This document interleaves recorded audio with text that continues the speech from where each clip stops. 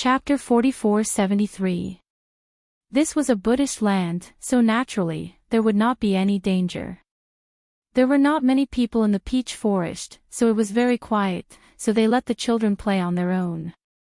Sister Yu Shua Brother Bowen, let's play hide and seek. Bo Ching suggested excitedly. Okay. But I'm not playing, I want to hide. Yu smiled and pulled Mu Chin beside her. Brother, come play too. After saying that, she looked around and saw that her brother was not far away. She shouted, Big brother, do you want to play?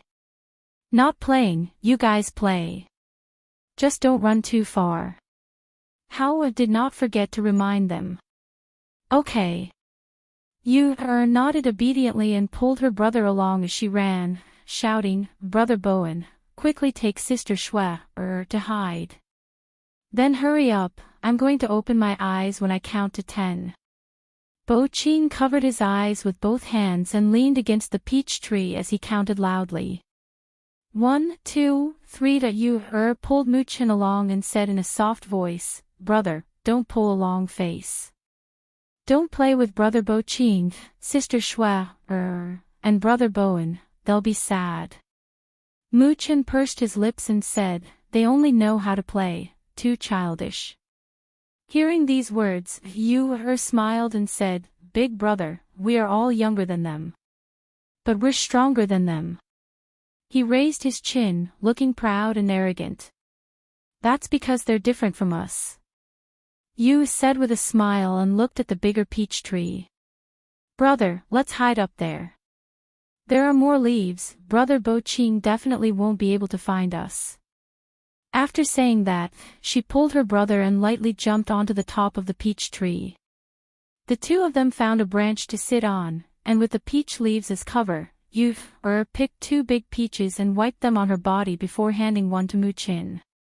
Mu Chin watched as she rubbed the peaches on her body. When her pink dress was stained with peaches, he frowned and lectured her like an older brother. Little sister, you're a girl. You can't always get dirty. As he spoke, he took out a handkerchief from his sleeve and helped her wipe off the peach hairs on her dress.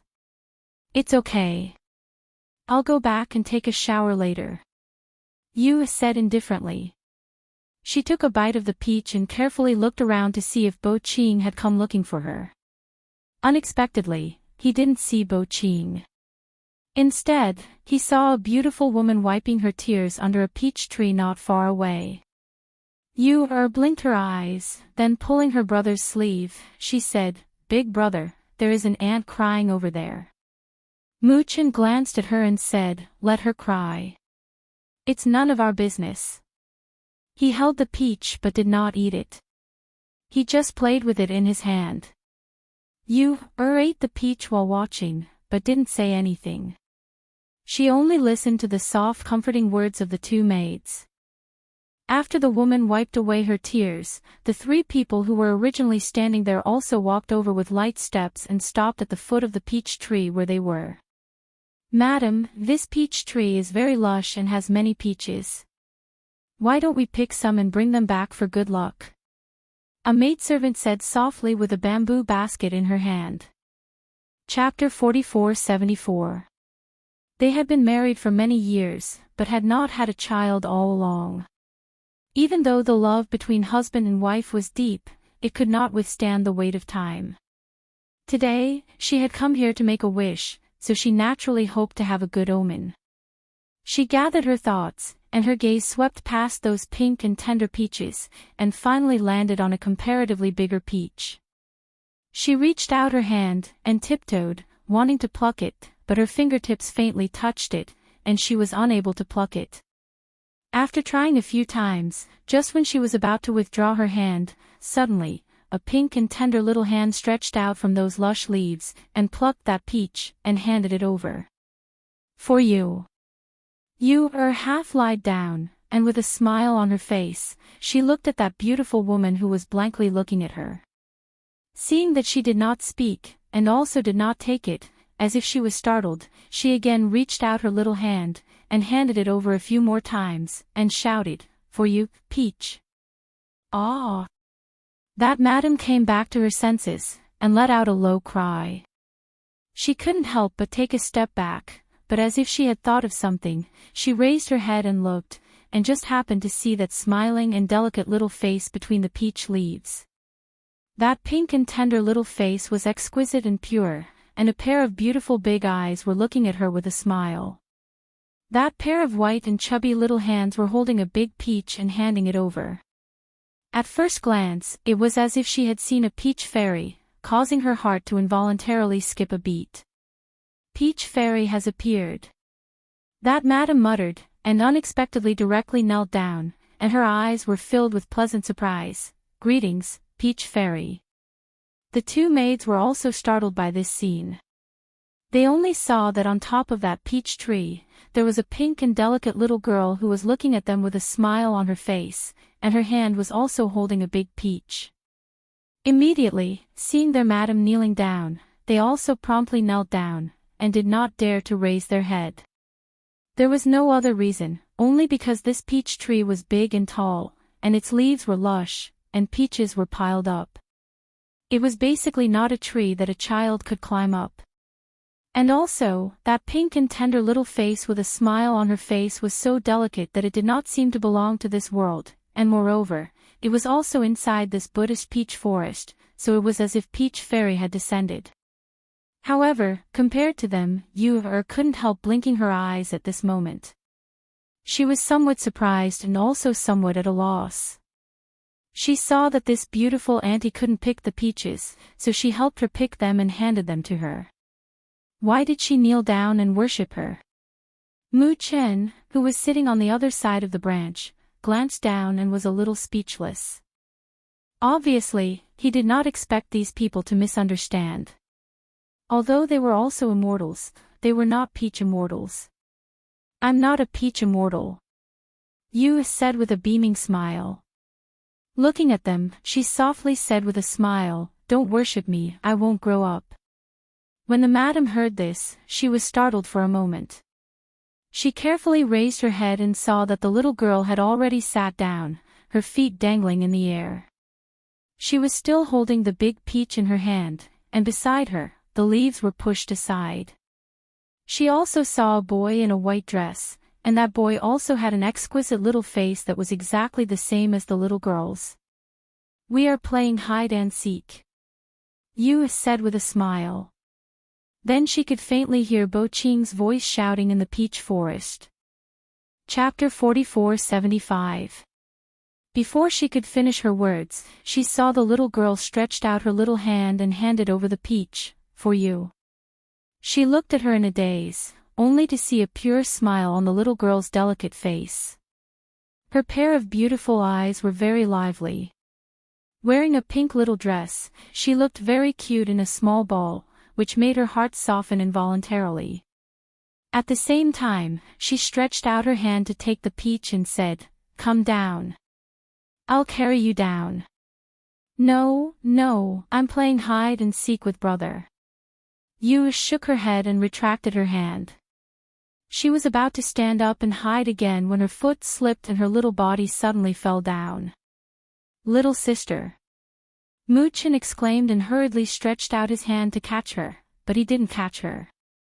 The madam, who was standing under the tree, saw the little girl fall and exclaimed in a low voice. She hurriedly reached out to catch her. However, the impact of falling from the tree was too great. Even though the madam caught her, she couldn't stand still. Her whole body fell down, but her hands tightly held the little girl in her arms. "Hiss! Madam!" The two maids exclaimed and hurriedly came forward.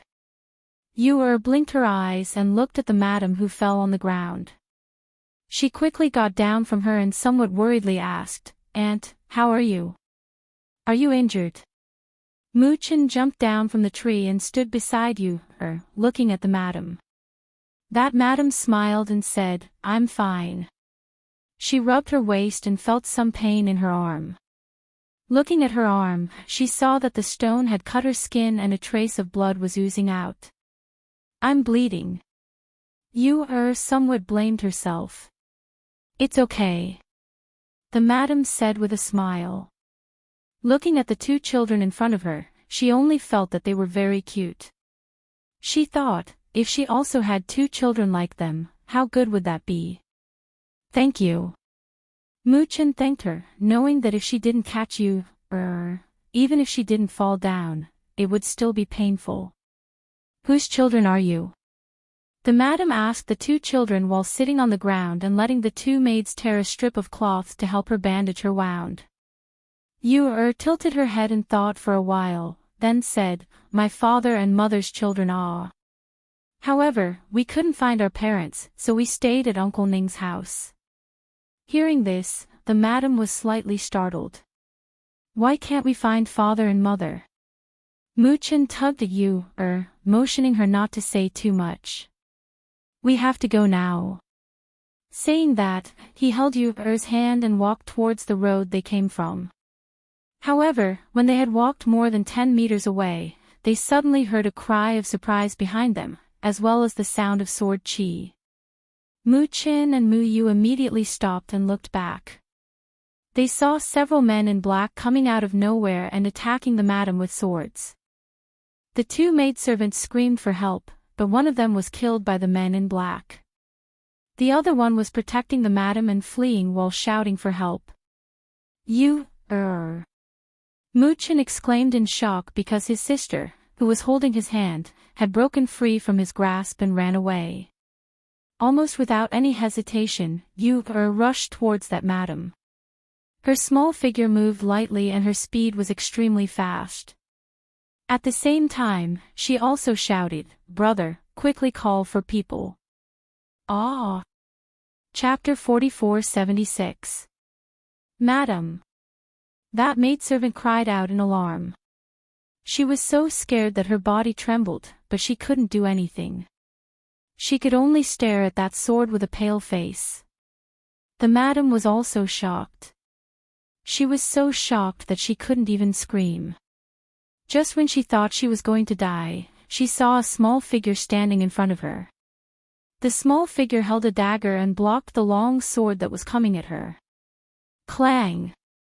Only a crisp clang sound was heard. That sword was unexpectedly unable to advance any further. Then, seeing this, the other black-robed men sternly shouted, kill them. After the angry shout, several swords attacked Yu-er and that madam. At this time, a young and tender voice containing anger was heard. Courting death. Seeing those black-robed men holding swords against his sister, Mu-chin immediately shouted angrily. Pulling out a dagger, he directly attacked the black-robed man at the front. The dagger carried a trace of spiritual aura. With a whoosh, it streaked across the air, and like a sharp arrow, it pierced the neck of a black-robed man. That black-robed man who had raised his sword and was about to slash down groaned. His body stiffened in an instant, and the sword in his hand didn't fall for a long time. His eyes were wide open in horror, and he stared straight ahead as if he didn't dare to believe that the dagger that killed him actually flew out from the hands of a 3- or 4-year-old child and accurately hit his vital point. Seeing this, those black-robed men were startled and looked in that direction. But when they saw that it was only a 3- or 4-year-old boy, they couldn't help but get angry and shouted, kill them. End this quickly. Hao came over after hearing the voice. His figure flitted through the peach trees. Before he reached Yu-er and Mu-chen's side, he saw those black-robed men making killing moves. After glancing at those black-robed men, his heart slightly moved. 2 streams of chi shot out from his hand, knocking that madam and maidservant unconscious. Big brother. Yu-er turned her head and saw her big brother coming over. Yu-er, these people are for you to practice. As Hao-er spoke, his indifferent gaze swept past the men in black. He did not make a move and chose to let Mu-chen and Mu-yu deal with them. After cultivating for so long, they had yet to experience actual combat. It was just a few black-robed men, so they could use them to practice their skills and courage. The 2 of them were startled for a moment, but they immediately understood what he meant, so they responded. Yu held the dagger and circulated the spiritual power within her body, and the next moment, she stepped forward. Mu-Chen also rushed forward and removed the dagger from the black-clothed man's chest. Spirit force surged in his palm, and killing intent overflowed from his eyes. The two of them had been cultivating for a long time and were very proficient in both their movement techniques and martial skills. However, they had very few opportunities to fight. This time, after hearing their big brother's words, the aura of the two small figures changed the moment their spiritual energy aura surged. Unlike their usual appearances, at this moment, both their bodies and their eyes were filled with killing intent. Their attacks were swift and fierce, without the slightest bit of hesitation. In their hearts, they always remembered that there was no need to show mercy to those who wanted to take their lives. Chapter 44-77.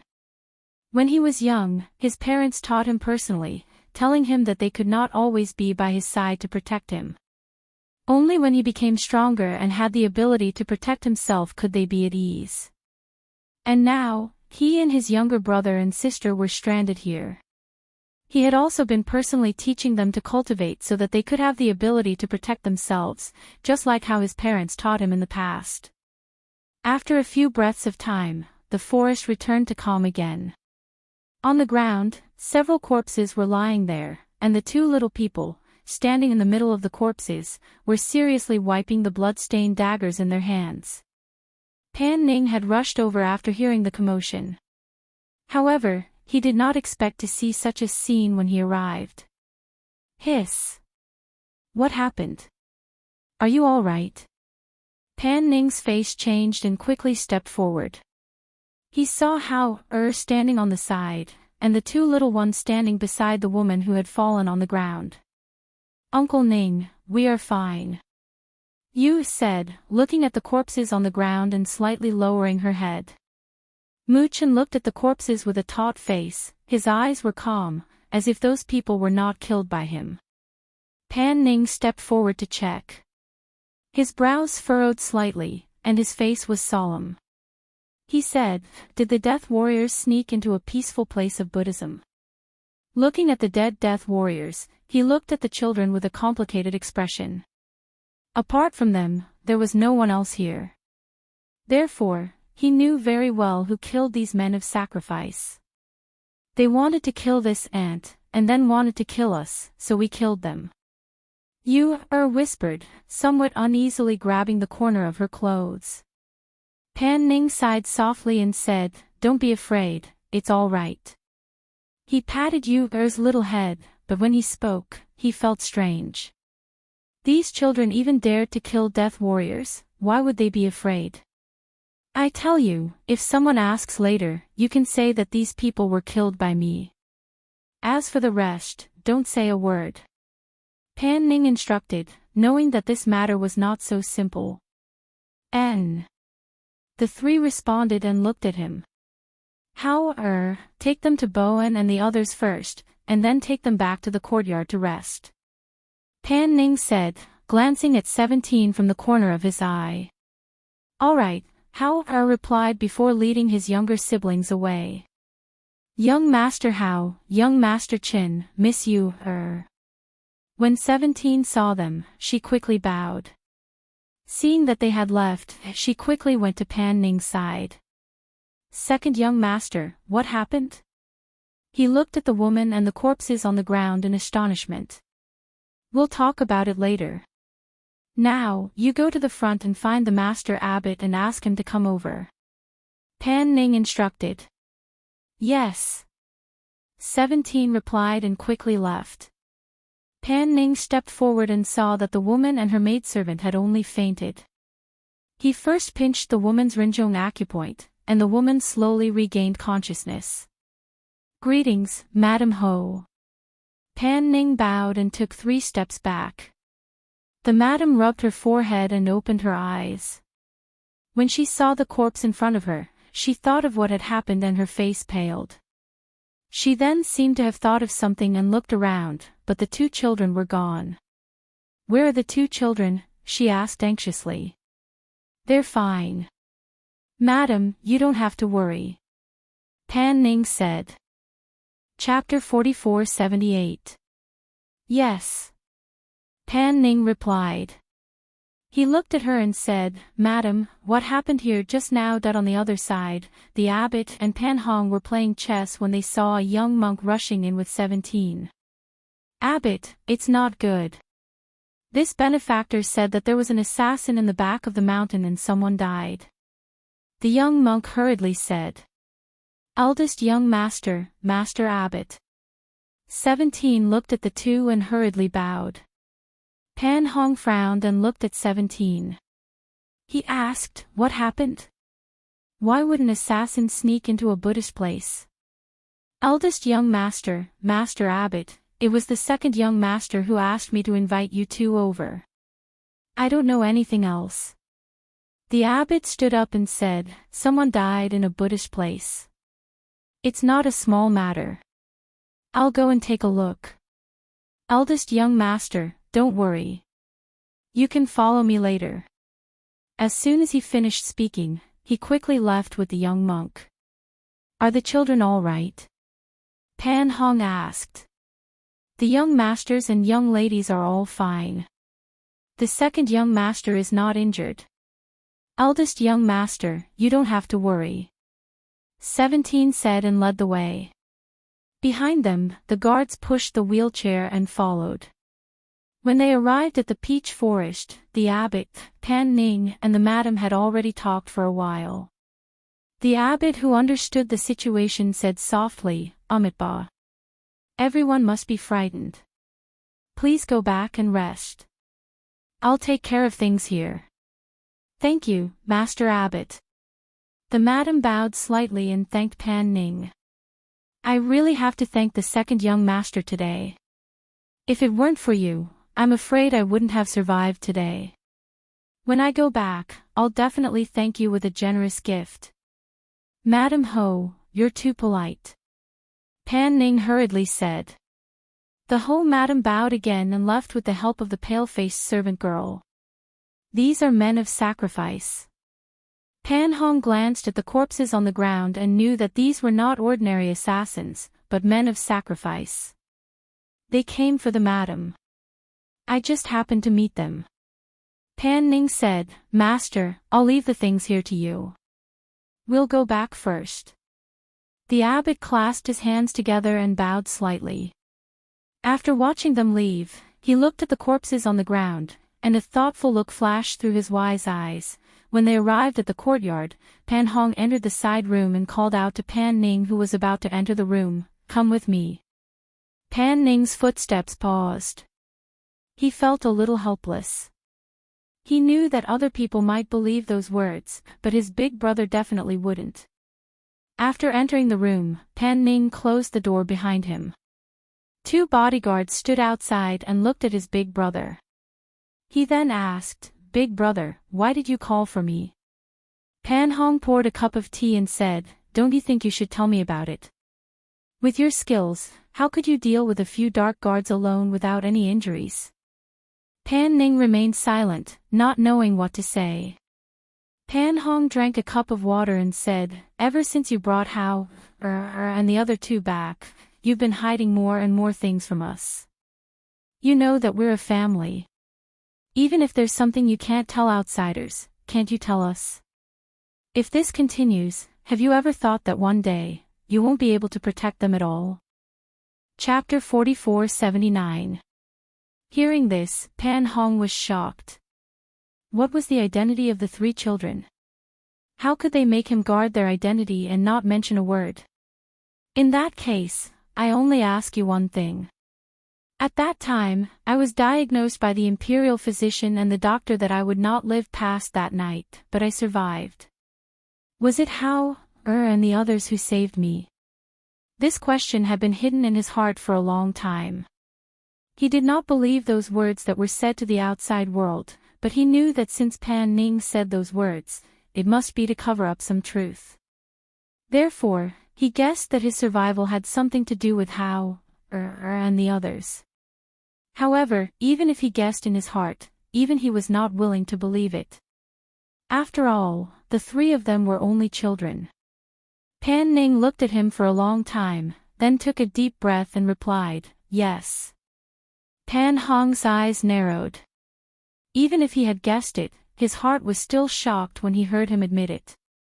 He took a deep breath and slowly exhaled, saying, "I know. You can go back. After encountering such a scene today, I guess they were frightened. Go and see them." Hearing this, Pan Ning secretly breathed a sigh of relief in his heart. Even if his elder brother guessed that his survival had something to do with Hao, and the others, he would never have thought that the 3 children were already people who dared to kill. How could they be easily frightened? Just as he was about to go out, he heard his elder brother's voice behind him. "Wait a moment." Pan Hong seemed to have just reacted. He glanced at him and asked hesitantly, "Those black-robed men couldn't have been killed by Hao, right?" How could it be?" "Elder brother, I'll go first to see the children." Pan Ning turned back and smiled embarrassedly. Without waiting for him to say anything else, he quickly left. Seeing him like this, how could Pan Hong ask more? He just felt that it was inconceivable. In the room on the other side, the 6 children were all sitting in the room. Compared with Bowen, who had a more introverted personality, Bo Qing was like a little monkey walking around the room, looking at this and playing with that, and asking all kinds of questions. Yu obediently sat at the side of the table with her hand supporting her chin. Blinking her beautiful and pure eyes, she had an innocent appearance. No one would have thought that such a well-behaved, pure and harmless child would actually kill 3 specially trained death soldiers just a moment ago. Mu Qin sat by the side and didn't say anything. He just pursed his lips and listened to Bo Qing talk non-stop. From time to time, Shui would turn her head to look outside the room. Bowen sat there quietly, occasionally looking at Hao, who was sitting in the corner. No one knew what he was thinking. When Pan Ning walked in and saw that the children were all there, he said, "You must be tired today, right? After the meal, let's all rest first. Tomorrow morning, we'll take a stroll around the temple.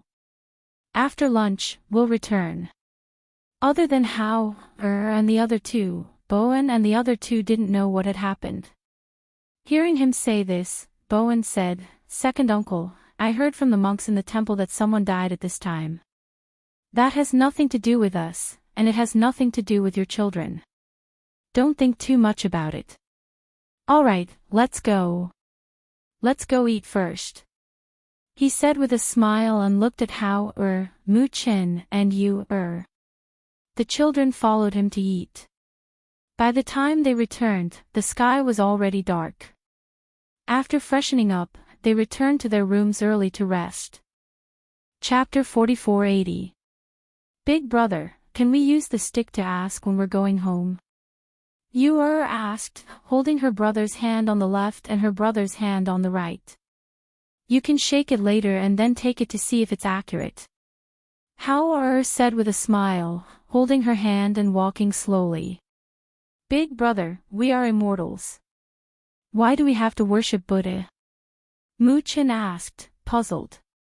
They were obviously immortal cultivators.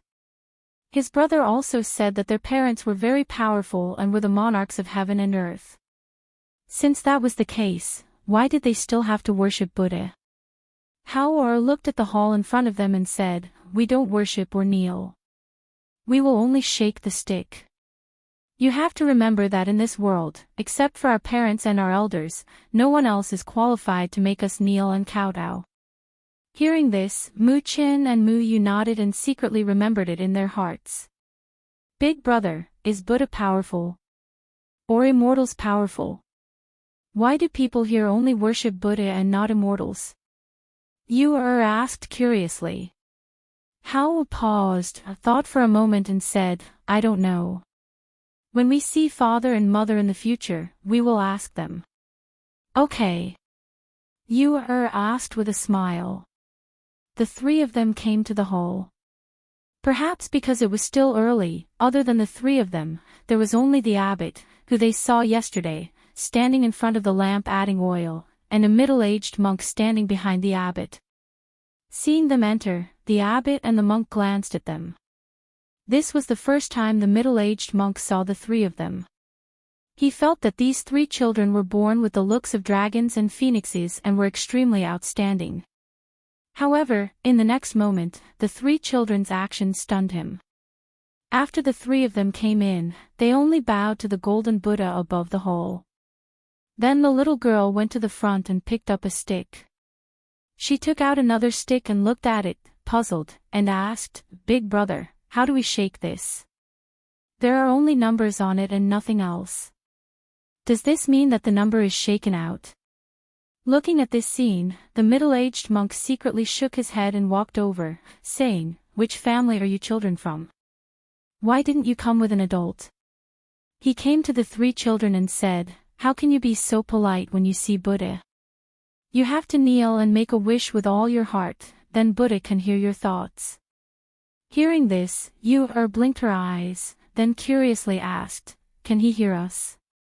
If it was an adult who spoke like that, the middle-aged monk would have been enraged. However, it was a 3 or 4-year-old little girl who was blinking her pure and clear eyes at him curiously. He carefully explained, "My Buddha is everywhere. Naturally, he can hear it." Yu-Er was dumbfounded, then asked, "Then how should I draw the lot? If I ask him how to get home, will he tell me?" "Ha ha ha, to sign, you have to kneel down, put your palms together and make a wish in your heart. Kowtow 3 times, then pick up the bamboo stick and turn it 3 times. Hold it with both hands and gently shake it up and down until one of the words falls to the ground."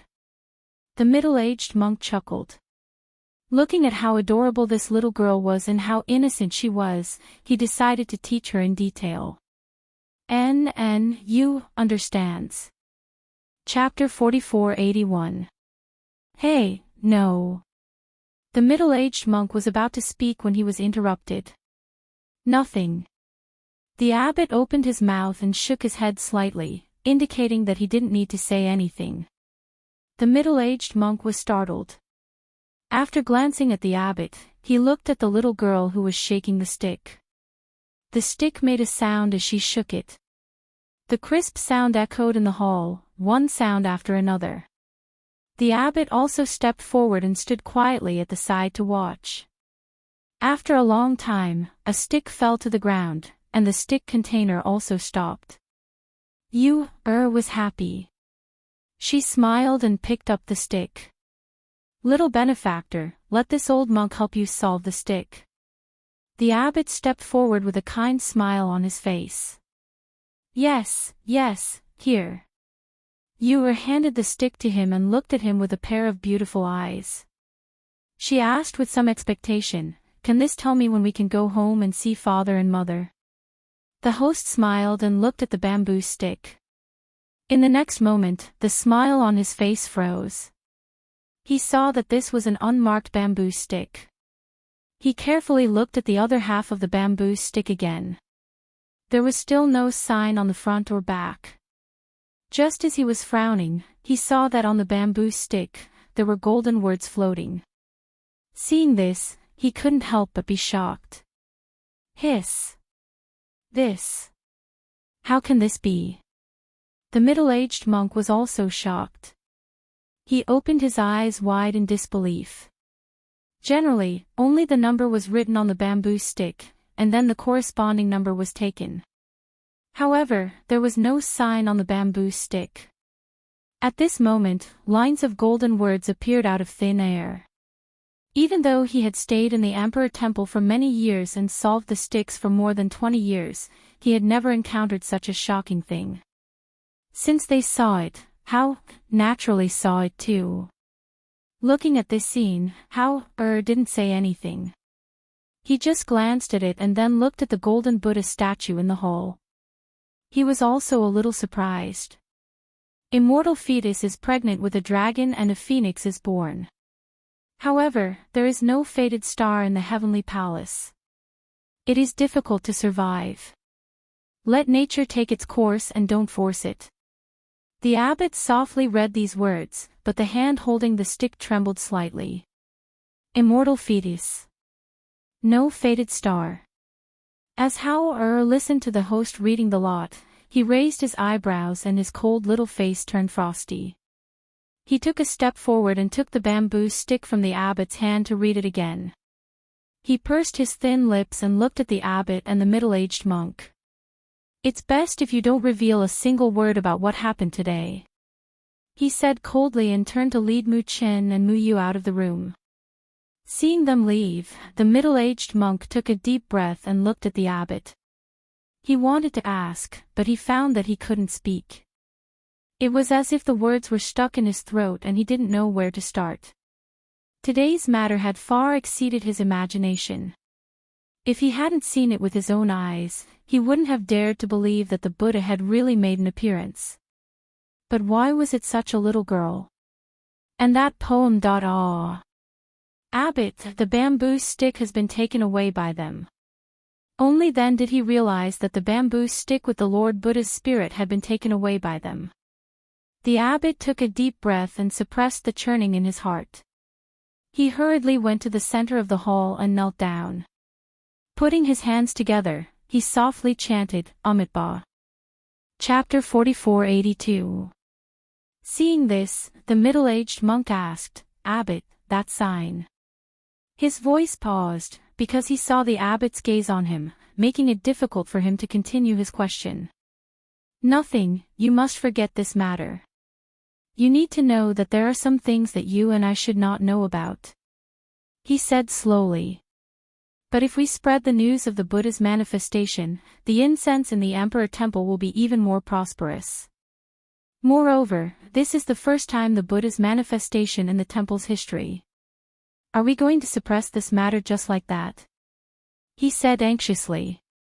He did not understand what the abbot was thinking. "Don't talk about this anymore," he said with a frown. He glanced at him and said, "Remember, don't tell anyone about this." As soon as he finished speaking, he walked out. Seeing the abbot leave, the middle-aged man opened his mouth, but in the end, he just sighed softly and shook his head. He walked to the corner and sat down beside the sign.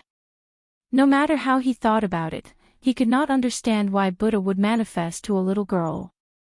On the other side, Mu Chen and Mu Yu looked at their big brother who was holding their hands as he strode forward. Seeing the cold aura on his body and his face colder than usual, they couldn't help but look at each other. "Big brother," Yu called out. Hao stopped and looked at Yu then at Mu Chen. "Don't worry, I will protect you. I won't let anything happen to you."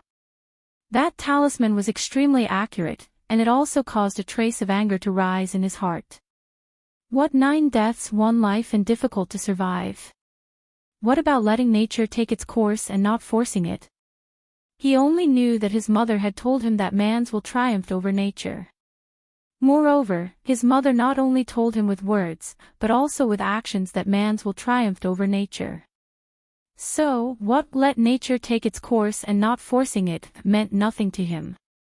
Mu Chen thought for a while and said, "Big brother, we will work hard to cultivate.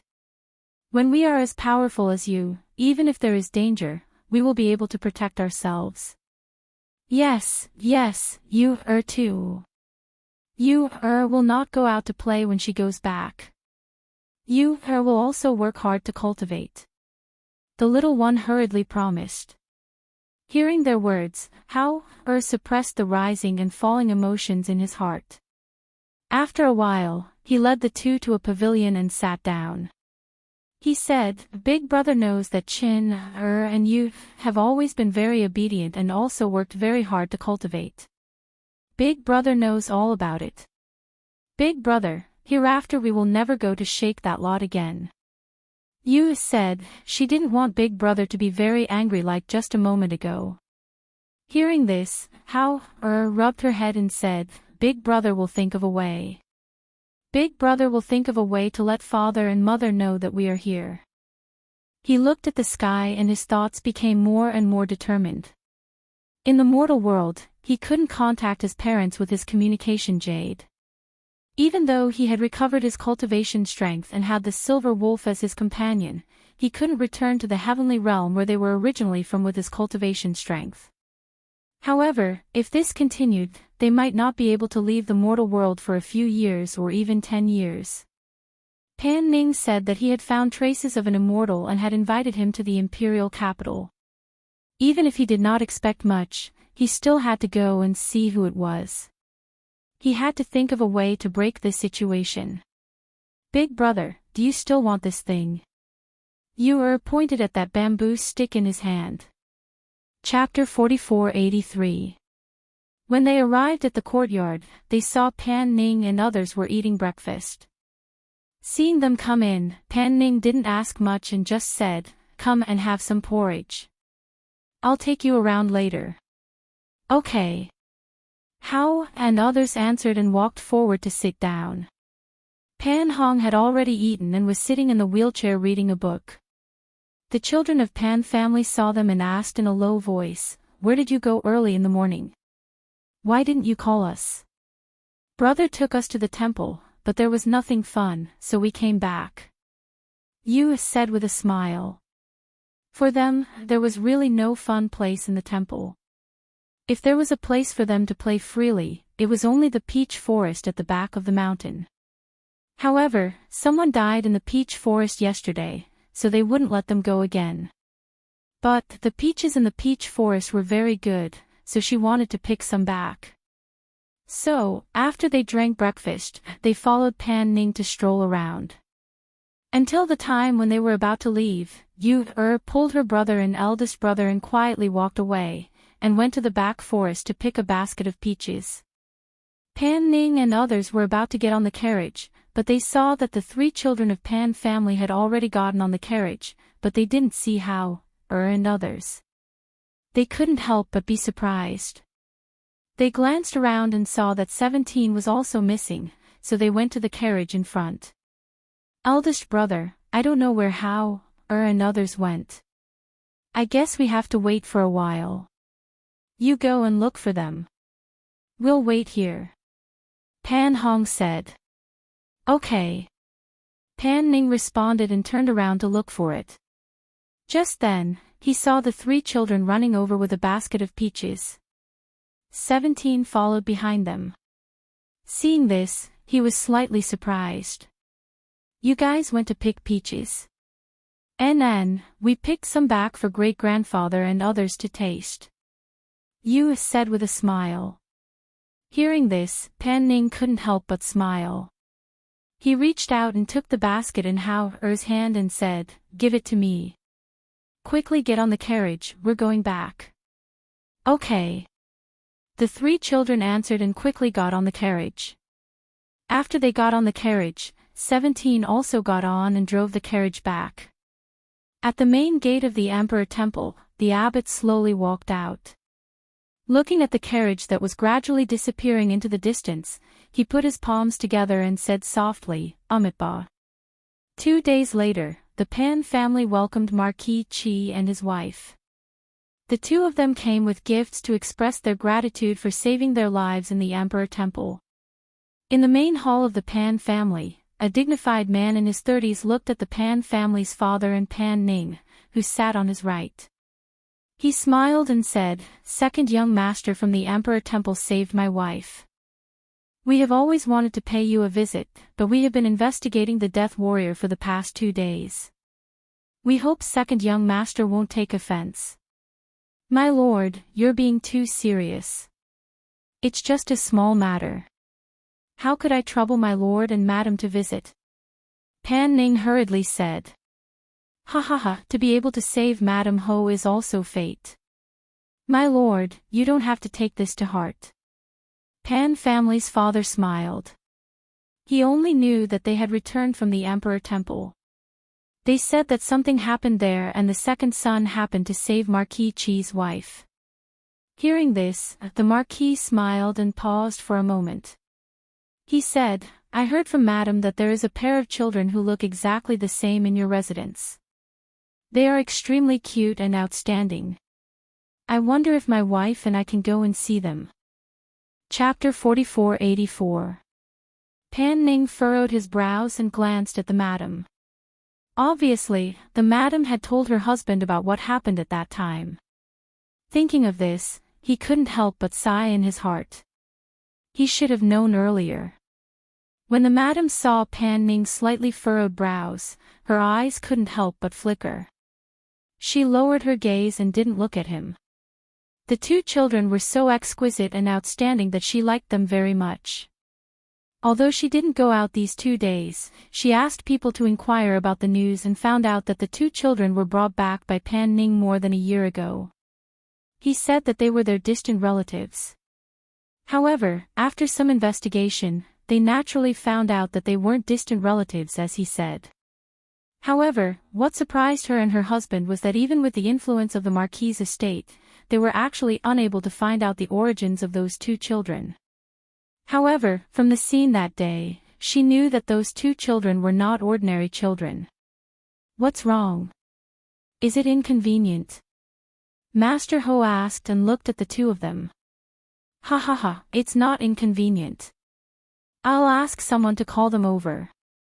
Master Pan said with a smile. He didn't think much of it.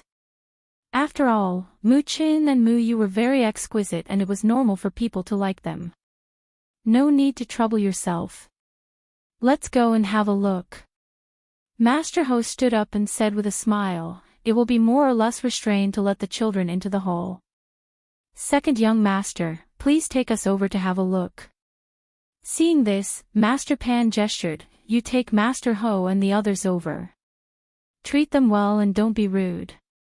Hearing this, Pan Ning stood up and after answering, he said to the two of them, Master Ho, Madam Ho, this way please. At the same time, in the south courtyard, the three children were practicing in their rooms and didn't go out. Only 17 was guarding outside the courtyard. Second young master. 17 saw Pan Ning and stepped forward to bow. Go in and say that Master Ho and Madam are here for Chen, and you, Pan Ning gestured. Yes. 17 responded and turned to go in. Seeing this scene, Master Ho and Madam Ho felt a little strange. Master Ho looked at Pan Ning and said jokingly, could it be that without their permission, we can't enter the courtyard where they live? Pan Ning glanced at him and said, the three children live together in this courtyard. They don't like to be disturbed when they want to rest or study. That's why this rule was set. What a good personality. He smiled and saw two children of the same height and appearance walk out. When he saw the two children, his eyes couldn't help but light up. What an exquisite pair of children. He couldn't help but praise. His gaze fell on the two children and sized them up. The more he looked, the more surprised he was. The two children were no more than 3 or 4 years old. The little boy in the white robe had a noble aura about him, while the little girl in the pink dress had a spiritual aura about her. She looked very adorable. Uncle Ning. The two of them called out and looked at the two people at the side. This is the Lord Marquis and Lady Marquis. They said they wanted to come and see you. Pan Ning introduced them briefly and did not say anything else. Looking at the two children, Madam Ho couldn't help but smile. She squatted down and held Yu's little hand, saying, children, look what I brought for you. While speaking, she took out a box from her sleeve. When she opened the box, there were 2 luminous pearls the size of egg yolks inside. Chapter 4485. When Pan Ning saw the 2 luminous pearls, his eyes couldn't help but flicker with a touch of surprise. This luminous pearl was extremely precious and rare.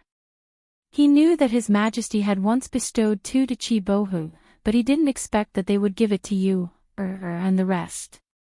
Seeing this, he glanced at Madam Ho and saw that she was looking at Yu, and Mu Chen with love in her eyes. He was relieved, but he still said, my lord, madam, this gift is too precious.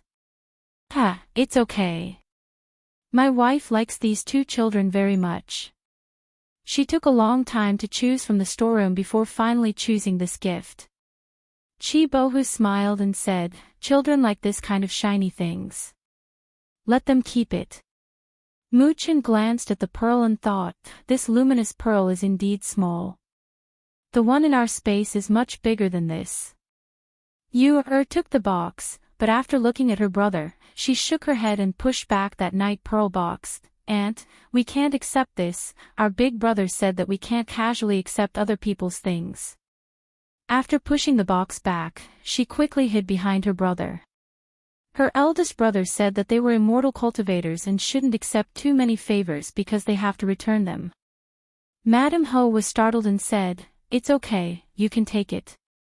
No, it's useless for us to take it. Mu-chin said with a straight face and put his hands behind his back, not wanting to take it. This was the first time they gave a luminous pearl and they couldn't give it away. For a moment, the couple was stunned. Pan Ning saw that the two children really didn't want it, so he said, my lord, madam, the children are still young. It's not appropriate to give such a precious thing to them. You can keep it. Hearing this, Madame Ho had to keep the gift. She hesitated for a moment and asked with a trace of expectation, can I invite them to stay in our residence for a few days? I really like these two children. She looked at Pan Ning and said, second young master, you also know that my husband and I have been married for many years without children. It's rare to see such children, so I want to let them stay in our residence for a few days. Don't worry, I will treat them very well and send them back after a few days. No. Before Pan Ning could speak, a cold voice directly rejected him. Hearing the voice, they looked in the direction of the voice and saw Hao walking out of the courtyard. His handsome little face was cold and stern. He glanced coldly at the two people and said to Mu-chin and Mu-yu, go back to your rooms. All right. The two little fellows answered obediently and walked into the courtyard hand in hand. After entering the room, they closed the door and leaned against the door to eavesdrop on the conversation outside. Hao retracted his gaze and looked at Pan Ning. Uncle Ning, we'll be studying by ourselves for a while. I don't want anyone to disturb us. Hearing this, Pan Ning hurriedly said, okay, I got it. I'll tell them later. As soon as he finished speaking, he saw Hao turn around and enter the courtyard. At the same time, he instructed 17.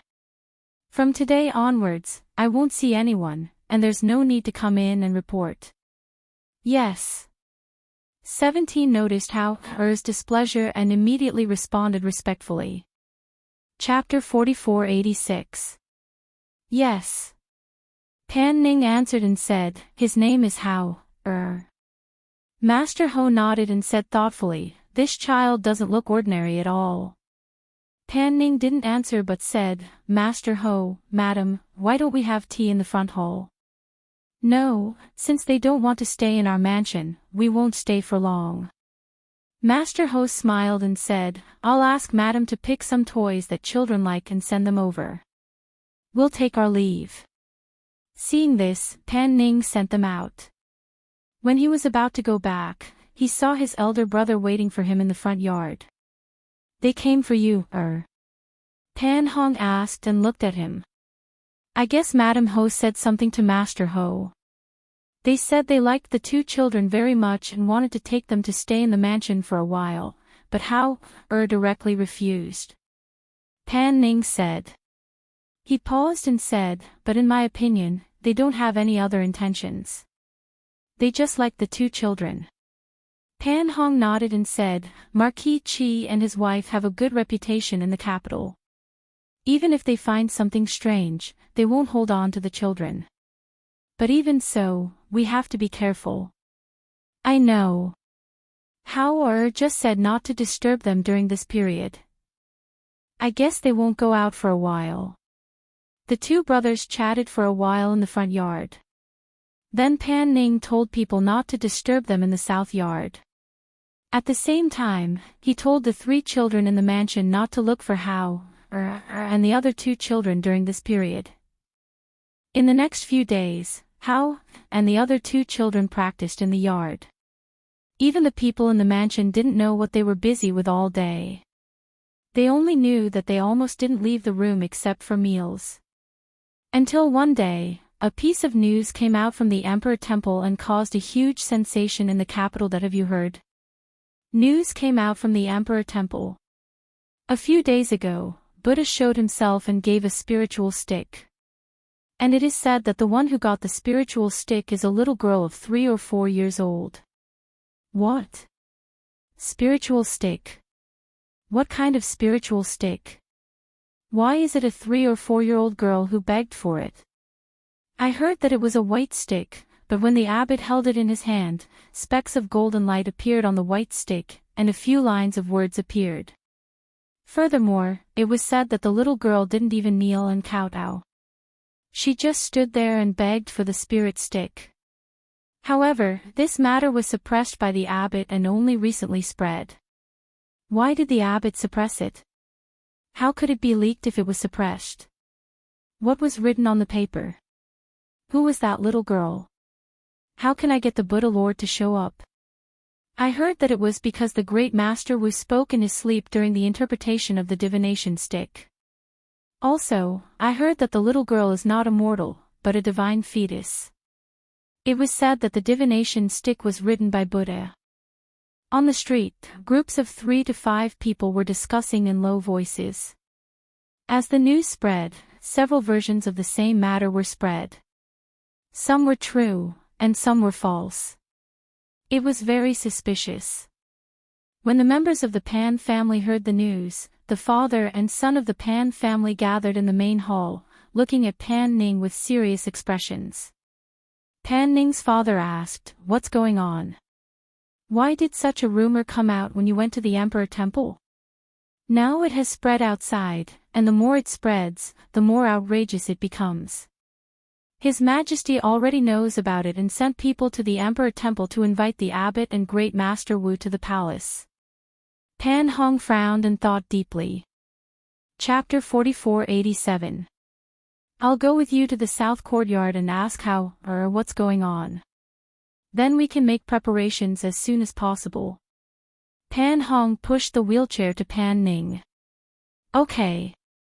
Pan Ning pushed him out and said to his father, "Father, we'll go and ask." Don't worry. Pan Ning's father watched them leave and shook his head with a sigh. He also got up and walked out. When Pan Ning and the others arrived at the south courtyard, they saw that it was very quiet. They didn't see the 3 children come out, so they asked 17 to go in and inform them. First young master, second young master Hao told us not to disturb them these days. This. 17 was a little embarrassed. You go and call Hao, I'll take responsibility if anything happens. Pan Ning gestured. If this wasn't an important matter, they wouldn't disturb them. Seeing this, 17 responded and walked inside. She came to Hao's door and reported, "Young Master Hao, first young master and second young master are outside." They said it's urgent. Hao, who was cultivating in the room, slowly opened his eyes when he heard the sound. He exhaled softly and restrained his spiritual aura. Then he got up and opened the door to leave the room. When he came outside, he saw Pan Hong and Pan Ning. He said, "Uncle Hong, Uncle Ning, please come in." The two nodded and walked into the courtyard with him. They came to the stone table and sat down. Before he spoke, Pan Ning told him, "We came to find you because we have something to ask. That day when we went to the Emperor Temple, did you ask for some kind of sign?" Hearing this, Hao glanced at them and asked instead of answering, "What's wrong?" The Pan brothers looked at each other. Pan Hong said, "It said that the Buddha of the Emperor Temple showed that the person who asked for the sign was a divine fetus. Now the news has spread. The abbot of the Emperor Temple and Nothingness have been summoned to the palace by His Majesty. It won't be long before people from the palace come here. So we want to ask, what kind of sign was it? Was there really a vision?" Hao's handsome little face turned cold. He asked, "How did the news spread?"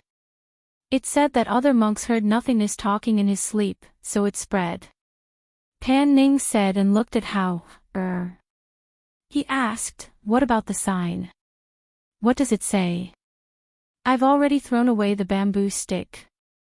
As for what was written on the stick, it was. Hao repeated the few lines of the stick. Hearing his words, the two's faces became somewhat grave. Pan Hong's eyes were filled with unconcealable astonishment and blankness. Especially after seeing his younger brother's unsurprised expression, the shock in his heart became even more unconcealable. He had guessed that Hao and the other two's identities were not simple, but he had never expected them to be so complicated. Divine fetus. Could it be that they were not mortals, but an immortal? Could it be that the three of you are not mortals, but immortals? Pan Hong asked, unable to conceal his shock. He's not an immortal. He's just a cultivator. Hao looked at him and said, however, our identities are indeed extraordinary. This is also the reason why we have to keep it a secret. There really are immortals in this world. Pan Hong murmured. His heart was in a state of shock. Chapter 4488. Hearing this, Pan Hong calmed himself down. He took a deep breath and slowly exhaled. After his mood gradually calmed down, he pondered for a while and said, since His Majesty has summoned the Emperor Temple's abbot and Jiao Wu, I'm afraid we can't hide the matter of the sign. He glanced at the two of them and slowly said, His Majesty has been searching for immortality for some time now. He won't let go of this opportunity, especially since Hao and the other two are still in our home. I'm afraid that once this matter is known, in addition to the fact that I was judged by the highly skilled doctor and the city's physician that I wouldn't live past that night, he will undoubtedly believe that you are immortals. Then what should we do?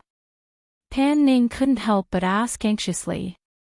In terms of scheming and thinking, he was far inferior to his brother. Now that his brother also knew about this matter, he would at least feel more at ease with him coming up with ideas and solutions. Pan Hong pondered for a while and said, if His Majesty asks, we have to say we don't know. Otherwise, if he blames us for deceiving the Emperor, we will be in big trouble. As for Hao and the other two, if His Majesty asks, you also have to say you don't know.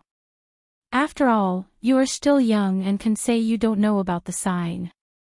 As for the immortal fetus, it's just what the sign said. There is no other evidence. Even if His Majesty guesses, he can't be sure. Also, you have to explain this matter to Mu Chen and you, If you go to the palace, we will accompany you and act according to the circumstances. Pan Hong looked at Hao and said, I understand. Hao responded and said, I'll go tell them first. As he spoke, he walked to the room where Mu Chen and Mu Yu were. At the same time, the palace sent people. At this time, they entered the residence and were led by Pan Ning's father to the southern courtyard. In the southern courtyard, Pan Hong and Pan Ning saw the people from the palace and looked at each other. Before they could speak, they heard their father say, these people are from the palace. They say they want to invite Hao and the other two to the palace. Pan Ning's father's face was a little dignified. He didn't expect things to turn out like this. In particular, he was even more uneasy because he didn't know anything. In the room, after Hao explained a few things to Mu Chen and Mu Yu, the three of them went out of the room. After taking a look at the people from the palace, they followed Pan Ning out. Apart from Pan Ning, no one else in the Pan family was allowed to come along. Even Pan Hong was ordered to stay behind. The three children followed Pan Ning into the palace and came to a side chamber. The person who led the way asked them to wait for a while and went in to report. Not long after, there was a voice asking them to enter. However, when Pan Ning wanted to follow in, he was stopped. Second young master, please wait for a moment. His Majesty said to let the three children in and will summon second young master later. Pan Ning's heart sank when he heard this. He couldn't help but glance at How, and the other two. How, take good care of the two little ones. Pan Ning could only instruct. How responded and led Mu Chen and Mu Yu inside. When they entered the side hall, they saw that other than the emperor, who was seated in the main seat, there was an old man standing beside him, as well as the host and nothingness. Perhaps he felt guilty, but when he saw the three children enter, the abbot put his palms together and murmured, Amitabha. Chapter 4489. These are the three little immortals. His Majesty, who was sitting at the top, had a strange look in his eyes. He looked at the three children standing in the hall. The oldest one was only about 10 years old, but he was very good-looking. His facial features were clear and handsome. It could be seen that in the future, he would grow up to be an outstanding man. What surprised him even more was that this young boy's aura was so different from the others. He had a noble aura about him, and there was also an intimidating aura about him. This was not something an ordinary child could possess. Looking at him, he was even more certain of his guess. This little boy must be an immortal. Looking at the pair of children about 4 years old next to him, they looked exactly the same. Their outstanding facial features were exquisite and lovely, like immortal children. They were so good-looking that people couldn't take their eyes off them. These three children each had their own characteristics and were so extraordinary. Even his princes and sons could not compare to them.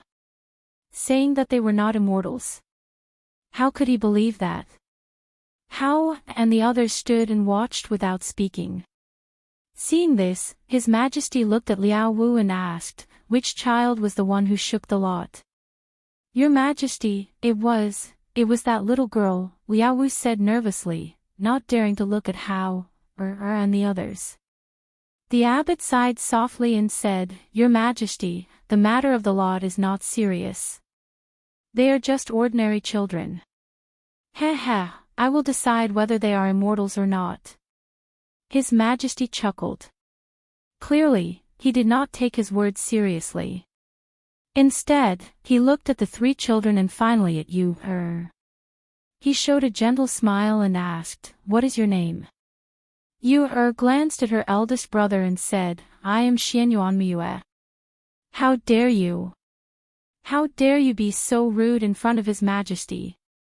A shout came from the person who brought them in. His Majesty picked up his tea and took a sip, as if he did not hear the shout. Seeing this, the eunuch shouted again, Hurry up and kneel when you see His Majesty. How's face turned cold, and his aura also froze. Even Mu Chen's face was tense. He pursed his lips and looked displeased. Your Majesty. The host opened his mouth, but was stopped by the emperor, who was sitting in the upper seat. He looked at the three children below and smiled. No matter how noble your background is, when you come here and see me, you have to kneel and greet me because I am the most supreme person here. However, if you admit yourselves that you are immortals, then there is no need to kneel. Not only that, but I will also treat you with respect. We won't kneel. As Hao spoke, his gaze fell on the emperor. So you're saying that you're immortals? His Majesty's eyes lit up and he said, If that's the case, then quickly show me your immortal spells and broaden my horizons. Can immortals really live forever? We are not immortals, Hao said coldly. They were not immortals to begin with, but cultivators. Hearing this, the smile on the emperor's face suddenly sank. The teacup in his hand was slammed to the side with a loud bang. The tea spilled out of the teacup and splashed all over the table. How dare you make fun of me? Chapter 4490. Amitabha, Your Majesty, please quell your anger, the abbot said softly. He stepped forward and said, They are only children. The commotion in the side chamber made Pan Ning, who was standing guard outside, anxious. He tried to enter several times but was stopped. He could only pace back and forth anxiously. In the side chamber. Children. Humph. Have you ever seen a child remain neither arrogant, humble, nor panicked in the face of my wrath? He snorted coldly and narrowed his eyes as he stared at the three children. He secretly admired them in his heart. These three children were so young, but their courage and insight were very big. It seemed that they really were immortals. His face was angry, but his mind was racing. His dignified gaze swept to the abbot and Liao Wu. He said, "You two, leave first." "Your Majesty." "Leave!" he shouted again in a low voice. Helpless, the abbot could only sigh softly and walk out. Behind him, Liao Wu walked quietly with his head lowered. The eunuch who brought the three children in also quietly left. Only the emperor, an old man beside him, and Hao were left in the large side chamber. He eased his expression and looked at the three people standing below. He said, "Tell me. Who are you people? Since you are immortals, why are you here? How did you come here? Is there really a place for immortals in this world?" "I don't know," Hao said. He wasn't afraid of that person. With his current strength, he could naturally protect his younger siblings in this mortal world. If they really couldn't stay here any longer, then they would leave this place. In any case, they had to find a way back. "Aren't you afraid that I will kill you?" He narrowed his eyes and stared at them with a dangerous look. He said, "Even if you aren't afraid, aren't you afraid of implicating the Pan family?" Hao Er's face grew colder and colder when he heard this. Even Mu Chen and Mu Yu, although they didn't say anything, had a trace of anger in their eyes. The old man standing beside His Majesty had been secretly observing them. He realized that after His Majesty's words, the aura of the three of them suddenly changed. Among them, a flash of murderous intent in the eyes of the eldest child made him feel apprehensive. It was precisely because of this that when the emperor was about to threaten him, he hurriedly spoke up to stop him. "Your Majesty, why don't you let the Pan family's second young master in? Perhaps he will know where they came from." Inexplicably, the aura emanating from the older child sent a chill down his spine. He felt a bone-chilling coldness. His Majesty glanced at him and nodded. Thus, the old man took a deep breath and shouted towards the outside. Pan Ning, who had been waiting outside for a long time, was worried that something might have happened inside. When he heard the call for him, he quickly went in. "Pan Ning greets your Majesty." He stepped forward and bowed, glancing at the children from the corner of his eyes. He saw that Hao Er's aura was slightly cold and his little face was stern. Mu Chen pursed his lips and didn't say anything. Yu Er lowered her head and played with the corner of her clothes. Seeing this, he secretly heaved a sigh of relief. "Pan Ning, I ask you, do you know the origins of these three children?" The man narrowed his eyes and asked. He had been in a high position for a long time and held power in his hands. He wanted to have endless lifespan. Thus, even if the other party was an important minister under him, he still wanted to know the reason. "Your Majesty, please forgive me. I don't know their origins." Pan Ning lowered his head and said. Chapter 4491. Pan Ning's heart sank, but he still lowered his head and respectfully said, "I really don't know their origin. When I brought them back, it was only because I saw that they had suffered a disaster, and there was no lord by their side, so I brought them back home. I dare not deceive your Majesty in the slightest." Seeing this, His Majesty pursed his lips and glanced at him, then turned his gaze to the little girl in a pink dress and said, "Previously, you said that your name is Xianyuan Mu Yu?" "N." Yu Er nodded. "Then what are your parents' names?" Yu Er's pair of beautiful eyes spun, and her eyes overflowed with a lively radiance. Beaming with smiles, she said, "My father is called Xianyuan Mose, and my mother is called Feng Jiu." Listening to the little girl's words, His Majesty's expression softened and asked, "Then where are they now?" "I don't know. We forgot how to go home," Yu said in a soft voice. Then you.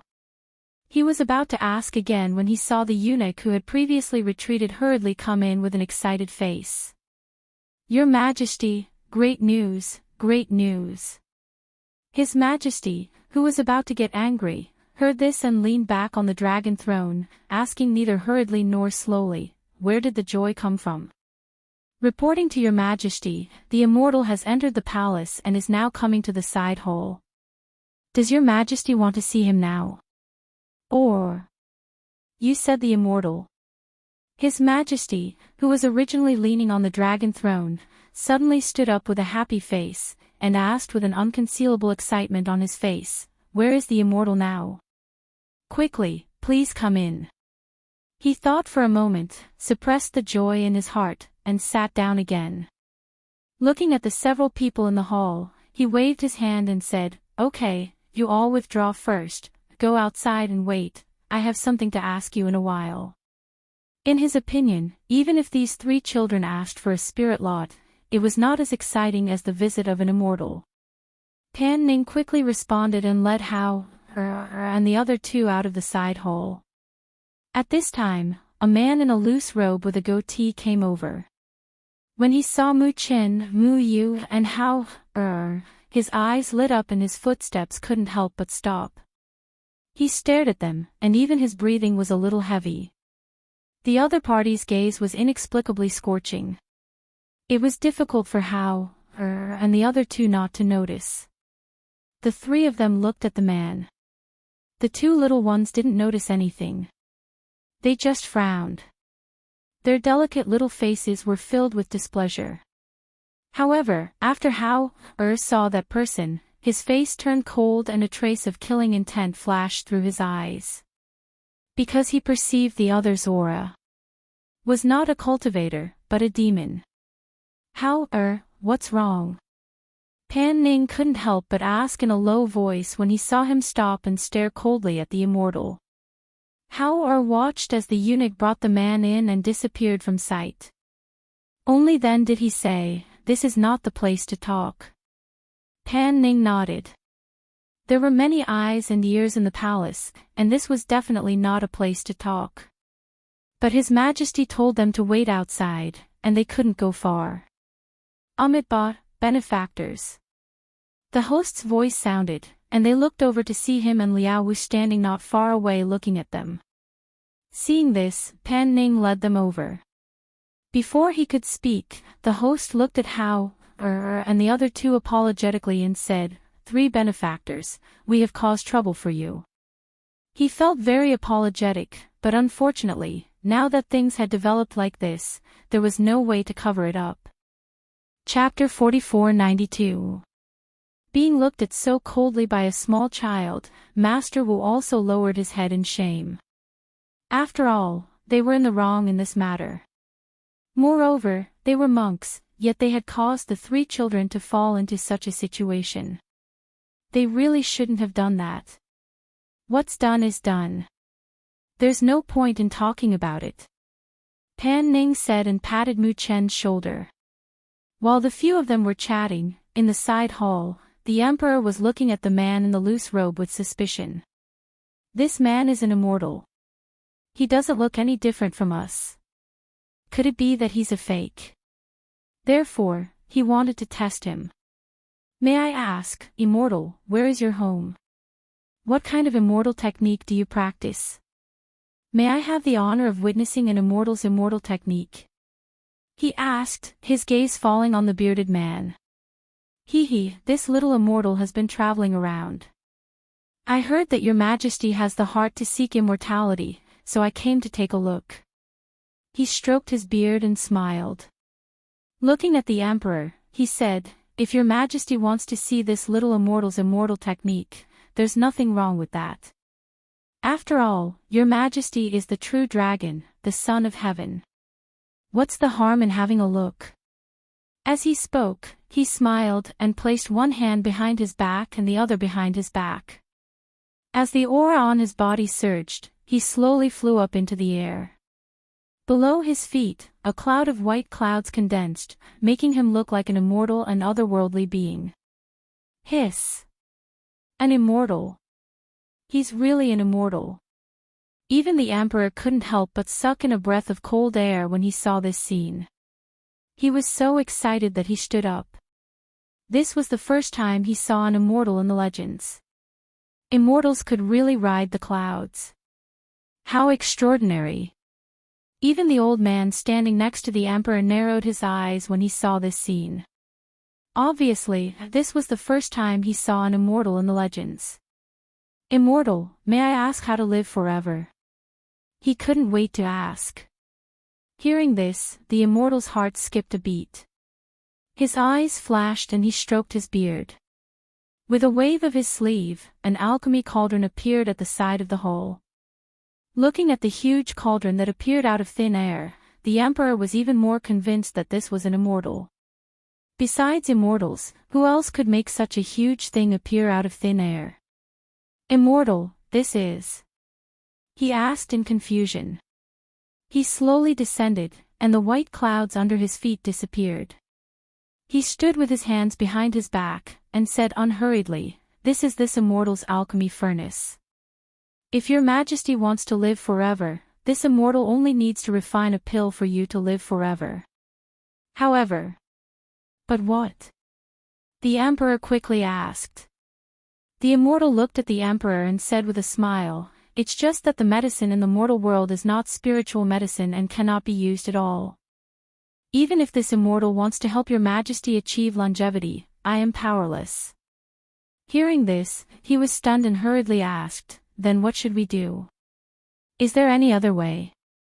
Immortal, please help me achieve my wish of immortality. I can promise you the position of Grand Preceptor. I can promise you endless wealth and supreme status." He stroked his beard, glanced at him, and said, "If your majesty really wants to live forever, this immortal has a way. Moreover, I just saw an excellent medicinal primer." "What medicinal primer?"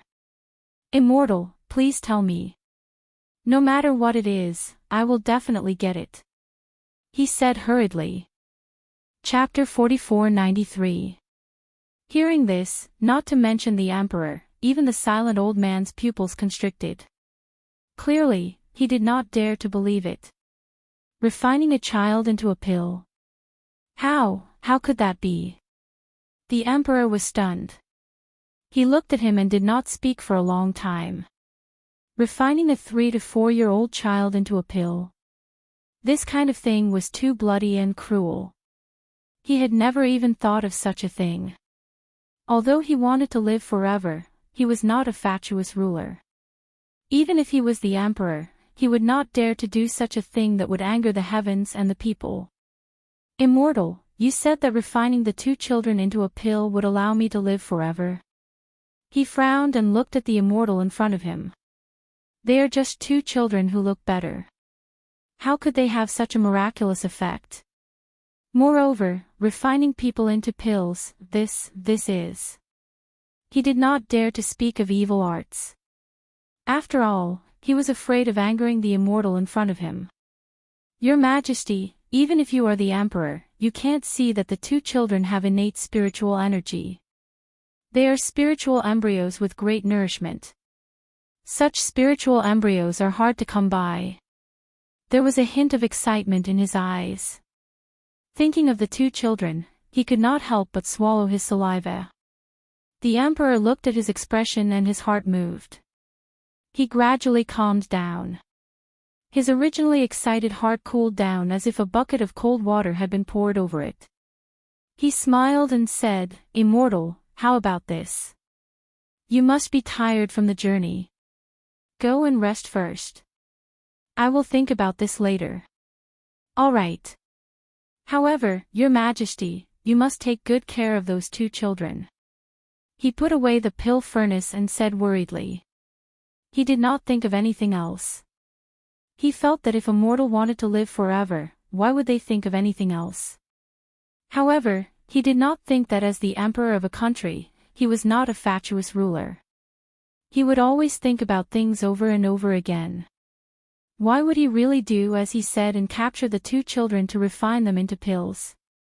After asking someone to take him away, the emperor sat on the dragon throne and slowly exhaled. After a moment of silence, he asked, "What do you think?" The old man thought for a moment and said, "This is strange. Immortals should be righteous people. Why would they use children to refine pills? Such a bloody and cruel thing, even those whose hands are stained with blood would not think of it. Moreover, why would it be those two children?" The old man paused and hesitantly said, "Also, I have been observing the celestial." When the celestial talked about the child, his eyes lit up and he even swallowed his saliva. "I'm afraid that if the child is refined into a pill, it will be the celestial that wants to eat it, right?" The emperor nodded and said, "I also feel that this immortal's behavior and words are a little different from the immortals in the legends, but he does no immortal magic. Those three children are not ordinary people either. They were too calm when they saw your majesty. They were not frightened, nor did they panic. They are not ordinary people. Your majesty, why don't you get more information from them?" the old man suggested. Hearing this, the emperor pondered for a while and had an idea in his heart. He called for someone to bring Pan Ning and the others over. Pan Ning, who was talking to the host, heard the summons. He bowed to the two of them and walked back with the three children. The host and Nothingness thought for a moment and followed. "Why are you here too?" The emperor glanced at the host and Nothingness, who followed behind, and raised his eyebrows. Chapter 4494. The emperor glanced at them and said, "Since you're here, stand at the side and listen." As he spoke, he looked at the three children standing in the middle. His gaze swept past and landed on the two little ones. What was so special about these two children? They actually said that they could live forever if they were refined into elixirs? He felt strange. If he really refined these two children into elixirs, would he still be able to swallow the elixirs? When everyone saw that he was only staring at the two little children, they could not help but guess what he was thinking. What was he thinking? After a long time, the emperor regained his senses and coughed lightly. He looked at the three of them and asked, "Did you see that immortal just now?" Hao did not speak and only looked at him. Yu blinked and asked curiously, "That one with the goatee is an immortal?" "Goatee?" The emperor's mouth twitched. He clenched his fist and pressed it against his mouth. Then, he said, "Yes, that's him." He looked at the three of them and a faint light flashed through his eyes. He said tentatively, "He told me that I could live forever if I refined you two little ones into elixirs." After he finished speaking, he instantly felt the atmosphere in the side hall turn cold. An icy aura immediately filled the air. Moreover, there was a faint oppressive pressure that caused one to be unable to breathe. This caused him to be shocked. His eyes narrowed as he suddenly looked at Xianyuan Hao, who had a cold expression on his face. The aura on this child's body was even more terrifying than the emperor's. Why was this? While he was shocked, he faintly felt the aura in his body surging toward his throat. A trace of blood spread in his mouth. He groaned and suddenly spat out a mouthful of blood. "Pfft! Your Majesty! Your Majesty! Your Majesty!" The old man, Pan Ning, the abbot, and Nothingness in the hall were all shocked and suddenly cried out in alarm. After the exclamation, the old man guarding the emperor immediately attacked Hao. However, he didn't expect that before he could even get close to Hao, he was sent flying by Hao's flick of his hand. With a bang, he crashed heavily into a corner of the hole. He spat out blood and was unable to stand up for a long time. Pan Ning's face changed. He hurriedly called out and said anxiously, "Hao, calm down. Big brother." Yu pulled his sleeve and softly called out. Children were the most sensitive. She could clearly feel that the emperor had no intention of killing them. "Humph." Hao snorted coldly and withdrew the pressure he had released. In a flash, it was as if it had never appeared. However, only the people in the palace knew that just now, everyone was fine except for the emperor who had spat out a mouthful of blood. The emperor was also extremely shocked. He only felt that the aura above his head, which made it hard for him to breathe, had disappeared in an instant. His entire body relaxed, as if he had come back to life. That feeling was too wonderful. So much so that when he recovered his senses, his eyes were abnormally bright as he looked at Hao. At this moment, he was certain that these three children were not ordinary children. They were immortals. Cough, cough. He coughed softly and wiped the blood from the corner of his mouth. Don't worry, I have no evil intentions. I only wanted to test you because I suspect that immortal is not an immortal. Chapter 4495. Listening to his words, Pan Ning's forehead began to sweat, and he could feel the sweat on his back drenching his clothes. He was afraid that Yang Kai would be angry and vent his anger on the Pan family. For a moment, his body stiffened, and he didn't dare to speak. He just lowered his head and stood there calmly. If his big brother was here, he would know what to do. Hao looked at the bright-eyed emperor and pursed his lips. Seeing that there was no one else in the hall other than these people who knew about them, he said, "We are not immortals, but we are immortal cultivators." Hearing this, the emperor was overjoyed and immediately smiled. He wanted to ask something but paused. He frowned and asked, "What about the immortal from before? Is he the same as you? Who said it was an immortal cultivator?" Hao glanced at him and said, "It was just a demon that cultivated into a spirit." What?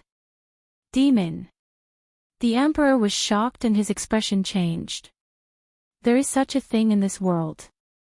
Seeing that things were out in the open, Hao said, "There are immortals and naturally there are demons. What's so strange about that? It's just that the spiritual energy in your mortal world is very weak. There should be fewer things that cultivate into demons. I guess that demon came from somewhere else. Our mortal world. Could it be that there are other worlds in this world besides this one?" The emperor asked in a daze. He felt that the mysteries he had never encountered before were slowly unfolding in front of him. Of course. Hao looked at them and said, "There are 3,000 worlds in this world. The mortal world you are in is the lowest level. In this mortal world, there will be no immortal cultivators. Unless there is some great opportunity, you will not even see one immortal cultivator in your life." "But I saw you." Ha ha ha ha ha. Does this mean that I am also a person with great opportunity? His eyes flashed and there was a faint excitement on his face. Hao glanced at him and pursed his lips. This emperor's skin was extraordinarily thick. Back then, when Pan Hong was judged to be unable to live past that night, it was you who saved him, right? The emperor did not mind his silence. At this time, he was still in a state of excitement. He stared at the three of them and asked, "What immortal abilities do you have? Can you show it to me? You haven't experienced it before." Hao looked at him strangely and thought to himself, "Does this person have a tendency to be abused? Ha ha ha, I want to know if you can ride the clouds. Can you move mountains and seas? Can you?" Before he could finish, he was interrupted by Hao. No. Hao snorted with a cold face. "Then what can you do?" he quickly asked again. The abbot, who had been silently digesting their words, quickly stepped forward when he saw this. He clasped his hands together and chanted, "Amitabha. Your Majesty, I feel that we should talk about the demon. Now that there is an evil demon beside your Majesty in the palace, it is a threat." Chapter 4496. Even if the three people in front of him were children, they were immortals who practiced immortal arts. Just because they couldn't do it didn't mean that they couldn't. Thinking of this, there was a faint trace of expectation in his heart. If he could see them deal with the demon, he would also see their ability. Hao frowned and was about to speak when he heard a gloomy voice. Ha ha ha ha ha. Are you discussing how to deal with me? A gust of wind blew past and a figure rushed in. It almost didn't stop and rushed towards Mu Chen and Mu Yu. However, when it pounced on them, it was fiercely bounced back by a force. Puff! The figure was fiercely bounced to the side and spat out a mouthful of blood. It transformed into a human form and landed on the ground. It stepped back and stared at the two children with a gloomy gaze. They actually have an evil warding magic treasure to protect them. Pan Ning exclaimed in a low voice. He only felt that his whole body was pushed to the side just now. Only then did he see that it was Hao who pushed him away. Otherwise, he would have been hit by the demon. While he was shocked, he couldn't help but look at the human-like demon. Could it be that Hao didn't say that they couldn't tell that this person was actually a demon? Hao looked at Mu Chen and Mu Yu and asked, "Are you okay?" It was because he knew that the two little ones had protective treasures given by their parents that they were not afraid of demons getting close to them. So, at that moment, he didn't pull them away and let the demon have a taste of the backlash of demon power. "We're fine." The two little ones shook their heads and didn't look frightened. "Go to the side." Hao gestured and then looked at the monster. With a move of his hand, a sword with a cold light appeared in his hand with a swoosh. The hidden spiritual power aura on his body spread out along with his strength. The spiritual power aura that could be seen with the naked eye wrapped around him, making him look even more extraordinary. The emperor and the old man narrowed their eyes, and there was a faint look of shock in their eyes. Pan Ning had seen Hao kill people, but he had never seen him kill demons. At this time, when he saw the sword that appeared out of thin air, his heart couldn't help but jump. When he saw the sword in Hao's hand and the aura of spiritual power emanating from the sword, the human-like evil demon was shocked. He immediately took a step back and stared at Hao in shock. Golden Core Cultivator. How is this possible? How could a 10-year-old child reach the level of a Golden Core Cultivator? This was impossible. You dare to have designs on my sister-in-law? I will definitely destroy your soul and make you unable to reincarnate. Hao snorted coldly and pointed the sword in his hand to the ground. His figure suddenly rushed forward and his sword moved at will, slashing towards the monster at a speed that was too fast for the ears to cover. Hiss! No! He cried out in alarm. Ignoring his human form, he immediately transformed into his original form and tried to escape. The other people in the hall only saw that the monster that looked like a human a moment ago had turned into a huge golden toad the next moment. It leaped on the ground and dodged Hao's attack with extreme speed. Whoosh! Bang! Chapter 4497. Your Majesty! Your Majesty! The abbot and Pan Ning's expressions changed as they cried out in alarm. The emperor did not expect the monster to charge at him. He instinctively retreated to avoid it, but his body seemed to be controlled by a force and could not move. At the same time, the old man beside the emperor rushed forward and slashed at the golden toad with the sword in his hand. However, there was only a clanging sound. When the sword in his hand was deflected, he was also sent flying. Bang! The old man was sent flying violently and crashed into a corner. When he looked up, he saw the golden toad hugging the emperor's body. The next moment, it let out a sinister laugh and instantly turned into a ray of light and disappeared before everyone's eyes. Your Majesty! The old man was shocked and stood up by supporting himself against the wall.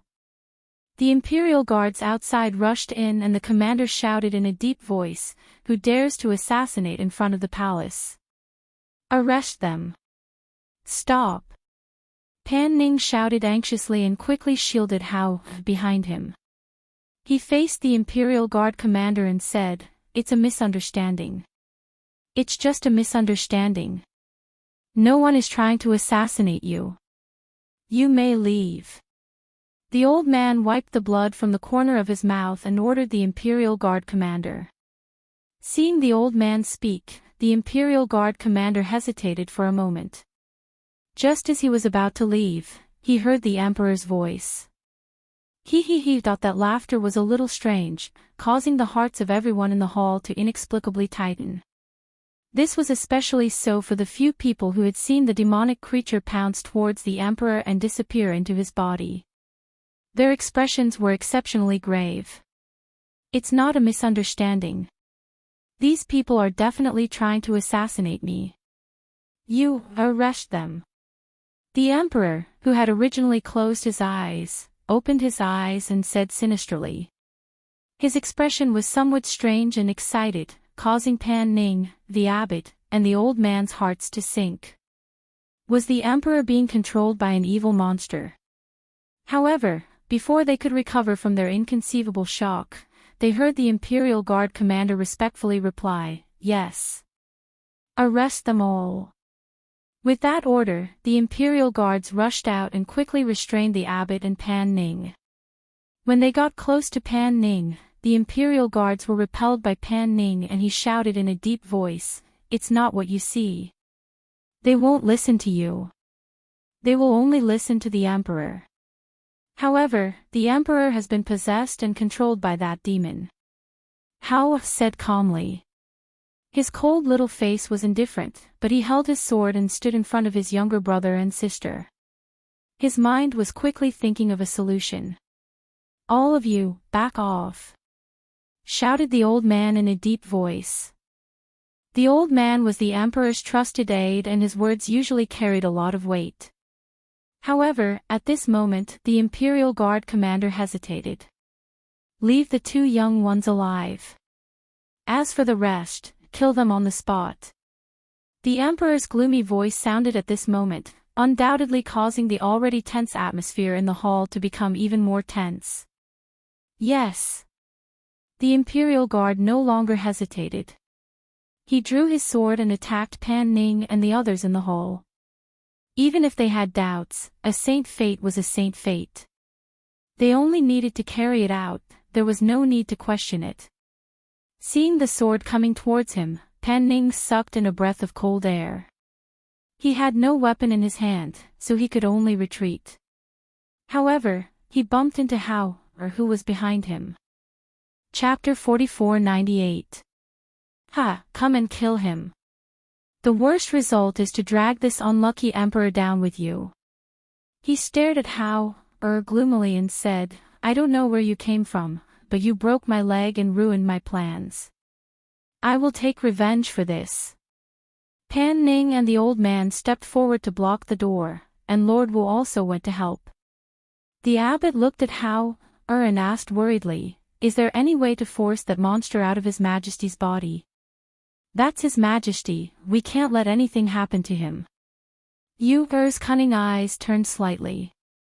She took out something from her body and handed it to her brother, saying, "Brother, use this. Don't take it off." Hao shouted. At the same time Yu took off the protective magic treasure on her body, the atmosphere in this side palace hall became a bit colder. Faintly, there was a bit of ghostly voice that entered their ears. "Hiss. This." The abbot was also stunned. Even though he was the abbot of the Emperor Temple, he had never experienced such a situation. Where did those souls come from? One by one, they floated in the corner of the side palace, emitting faint sounds from their mouths. Yu also didn't expect that so many ghosts would appear when she took off the treasure on her body. She immediately put it back on. Hao took a deep breath and said seriously to Mu Qin and Mu Yu, "Didn't I tell you to remember my words? Don't take off the things on your body. Once those ghosts get close to you, I won't know how to save you if father and mother are not here." "Brother, I'm sorry."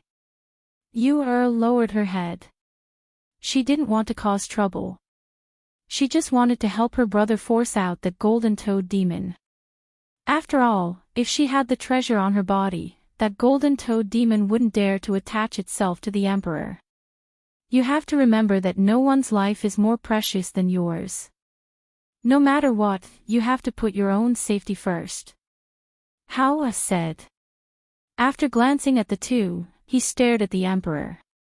The next moment, he condensed a breath in his hands and attacked fiercely. The golden toad didn't even think before it tried to block the attack. However, its strength was no match for a golden core cultivator, not to mention such a small freak.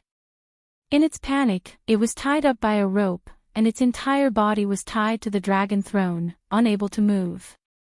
What do you want? He stared at Hao, approaching step by step and couldn't help but panic. He immediately shouted, "Guards! Help! Help!" Marquis Qi was worried that something would happen to the three children because of Pan Hong's visit, so he invited him into the palace to say a few words. One reason was that he was also curious about the three children and he liked them.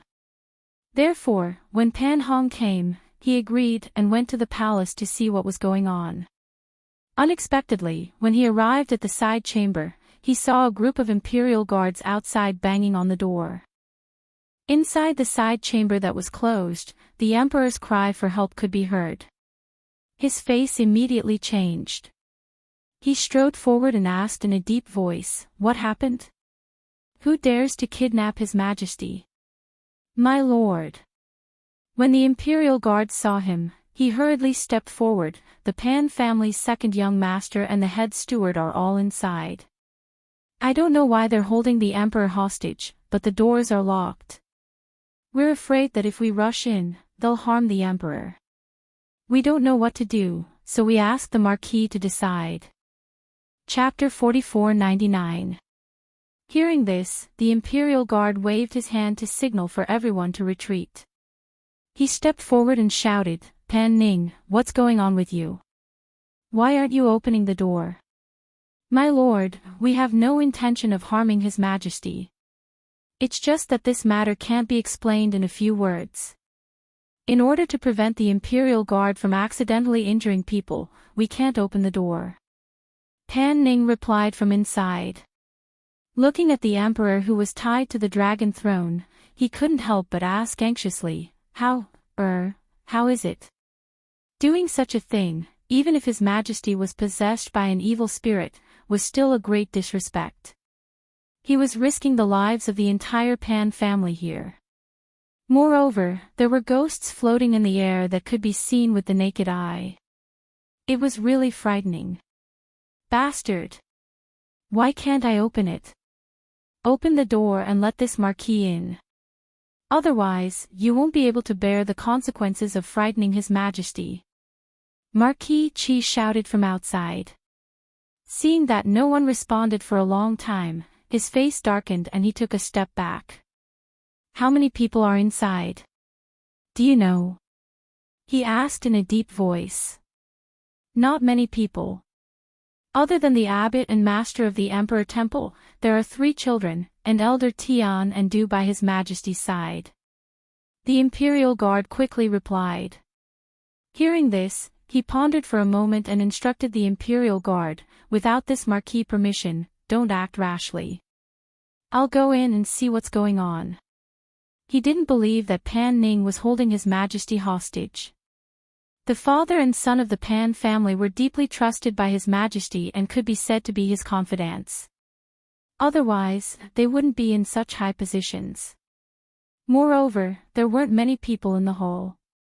It was impossible to do such a thing in front of the abbot and the 3 children of the Emperor Temple. "The door is closed. How is my lord going to enter?" the Imperial Guard asked. Marquis Qi glanced at him and his gaze fell on the roof of the hall that was more than 10 meters high. He immediately took a leap and quietly landed on the roof of the hall. He walked towards a small skylight above. He didn't disturb them. Instead, he bent over to see what was going on in the palace. When he saw what was going on, he couldn't help but be shocked. His expression changed drastically. The Emperor, who was tied to the dragon throne, was struggling. His face was red and ferocious. Standing in front of him was the child named Xinyuan Hao. At this time, his hands were forming some strange seals and he was mumbling something. A breath visible to the naked eye followed his fingertips and pointed directly at the emperor's forehead. In the next moment, the shape of a golden toad faintly appeared on the emperor's body and he let out a miserable cry. Hiss! What was going on? His eyes widened in shock. The scene in the palace had long exceeded the scope of his understanding. Ah! A shrill scream came out of the emperor's mouth. The image of a golden toad appeared on his body. Perhaps unable to bear the pain, the golden toad attached to the emperor screamed. In the next moment, a light flashed and escaped toward the palace door in front of him. Trying to escape.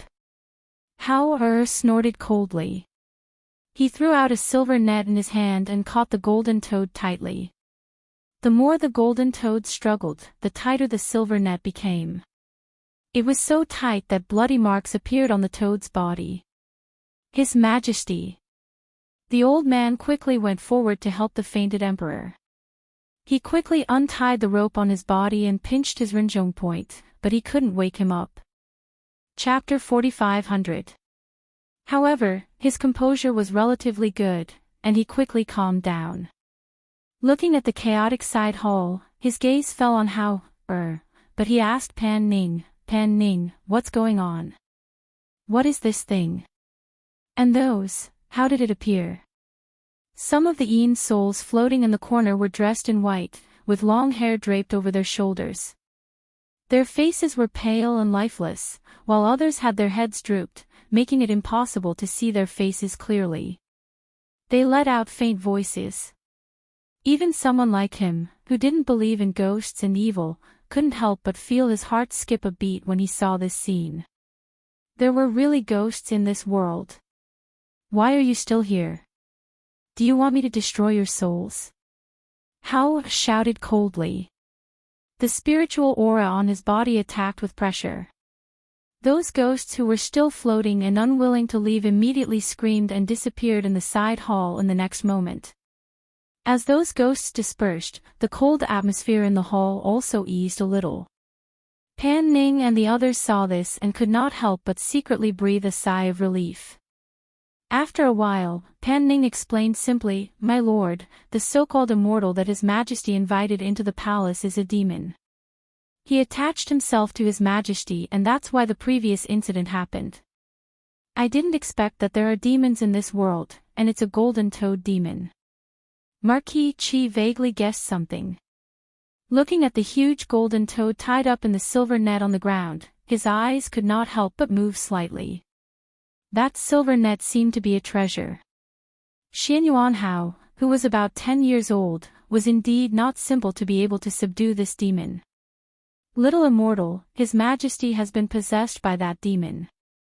Will something happen to him? The old man could not help but ask worriedly when he could not wake the emperor up. He just had a few breaths of essence sucked out. He won't die. Hao said. He was about to go forward and ask where the golden toad came from when he was stopped by Pan Ning. Hao, can you wake His Majesty up first? If he doesn't wake up, I'm afraid this matter can't be resolved later. Hearing this, Hao stopped and looked at Mu Qin, saying, "Qin, go and wake him up." "All right." Mu Qin responded, his little face calm. He walked up to the dragon throne, condensed a bit of spiritual energy in his hand, and pressed it between the emperor's eyebrows. After a while, the emperor woke up. "Your Majesty." Seeing this, the old man was relieved and bowed to Mu Qin gratefully. "Thank you, little immortal. What happened just now?" The emperor was stunned. He did not remember what had happened just now. He only felt that he was very weak and did not have the strength to speak. Only then did the old man tell him what had happened in a low voice. "Young almsgiver, how should we deal with this demon?" The abbot looked at Hao and asked. He was worried that if the demon escaped, it would cause trouble everywhere. Hao didn't say anything. He just walked up to the golden toad and asked coldly, "Where did you come from to the mortal realm?" However, the golden toad didn't make a sound. It just stared at him with hatred. Seeing this, Heartwarming turned his palm and a sharp sword pierced into the leg that wasn't cut off. Speak. The sharp sword pierced through and green blood seeped out. A miserable shriek came from the mouth of the golden toad. Ah! Are you going to speak or not? Heartwarming pulled out his sword and prepared to stab down again. Even the Marquis of Chi couldn't help but be startled when he saw that indifferent expression and cold gaze. Chapter 45:01. When the golden toad saw that the sword was about to stab down again, it hurriedly opened its mouth and asked tentatively, "If I tell you, can you spare my life? I promise that I will leave this place and never appear in this mortal world again." If it had known that there was such a little freak in this unremarkable mortal world, how would it have dared to be so rampant here? Right now, it was scared witless by this little youth in front of it. It was terrified from the bottom of its heart.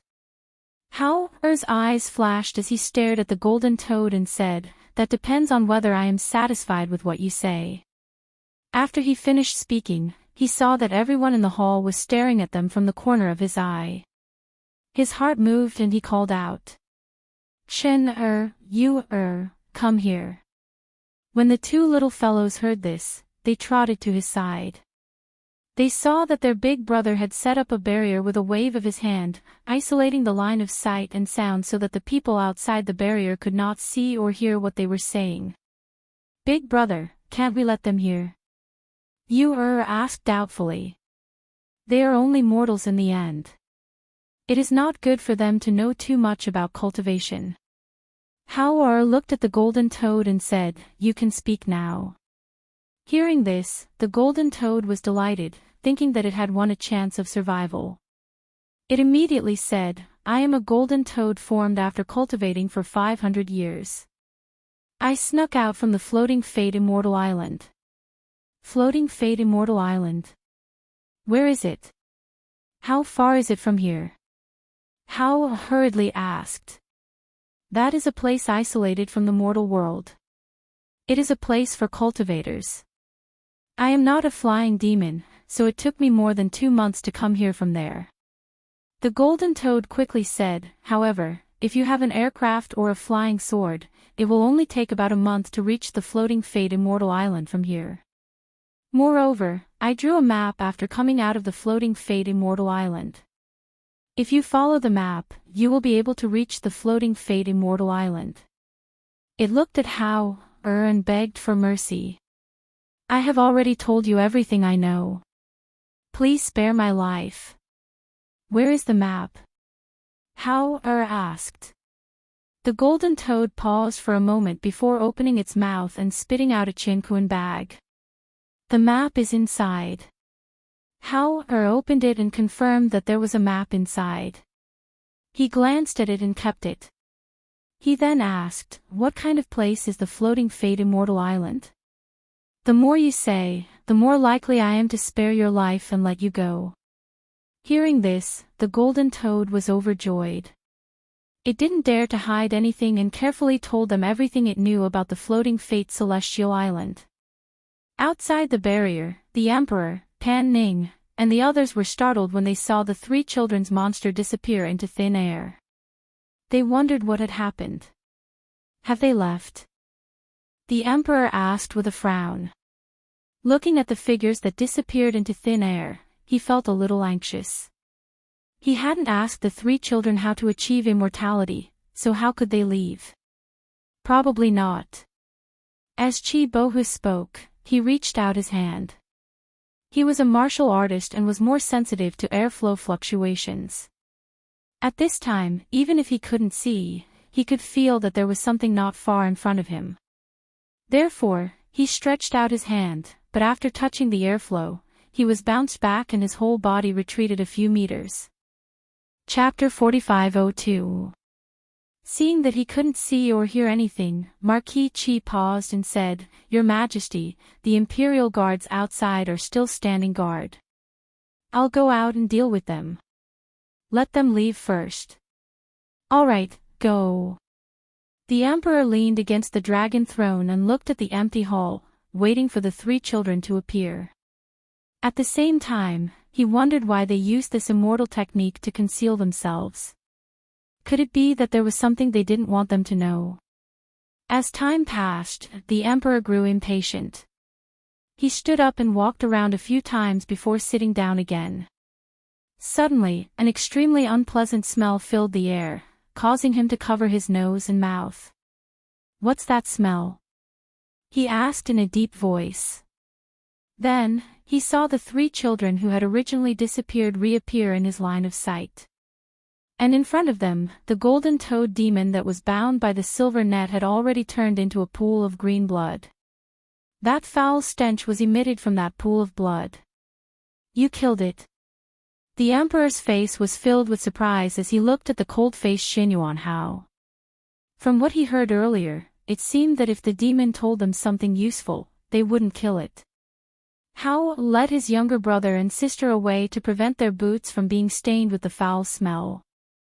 When he heard the emperor's words, he looked at him coldly and said, "It was destined to die from the moment it set its sights on my younger brother and sister." In other words, he had never thought of sparing its life. When the emperor heard this, he looked at the young boy and his heart couldn't help but tremble. The young boy was warning him. "Amitba. It's good that the demon is dead. If it weren't for the young benefactor, I'm afraid no one here would be able to deal with it." The abbot stepped forward and said. Seeing that the demon was dead and the matter was resolved, the identities of the three children could no longer be hidden. The emperor naturally wouldn't do anything to them, so he took his leave. Seeing this, the emperor let Marquis Qi leave first. After the two monks and Marquis Qi left, only the emperor, the old man, Pan Ning, and the three children were left in the side hall. Seeing that the atmosphere in the hall was a little strange, Hao looked at the emperor and asked, "Can we leave now? You still want to return to the Pan family?" The emperor glanced at the three of them before he glanced at Pan Ning and said, "Why don't all of you stay in the palace?" "No need." Hao's rejection was very thorough. He didn't give him any face at all. Seeing this, the emperor narrowed his eyes and stared at him, saying, "It's fine if you don't want to stay, but did that monster tell you where it came from? Also, there are immortals and demons in this world.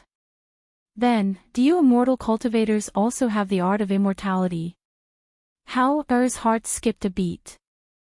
He looked at the emperor and said, "Like us, it came from the other side of the heaven realm.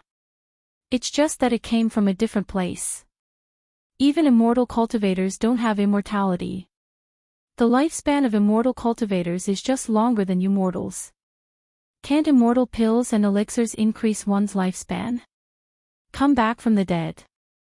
The emperor stared at Hao and said, "Since you were able to save Pan Hong back then, you naturally have an elixir of immortality with you, right? You can tell me what you want." "I just want a few immortal pills." Chapter 4503. 2 pills. The emperor glanced at him, implying that 2 pills were too little. "That's right, 2 pills. One is an antidote pill that can cure hundreds of poisons, and the other is a pill that can save one's life in a dangerous situation." However looked at him and said, "For you mortals, no matter which pill you take, other than resolving immediate danger, it is also very beneficial to your body. Even if it can't increase your lifespan by 100 or 80 years, it will still increase your lifespan by 12 years."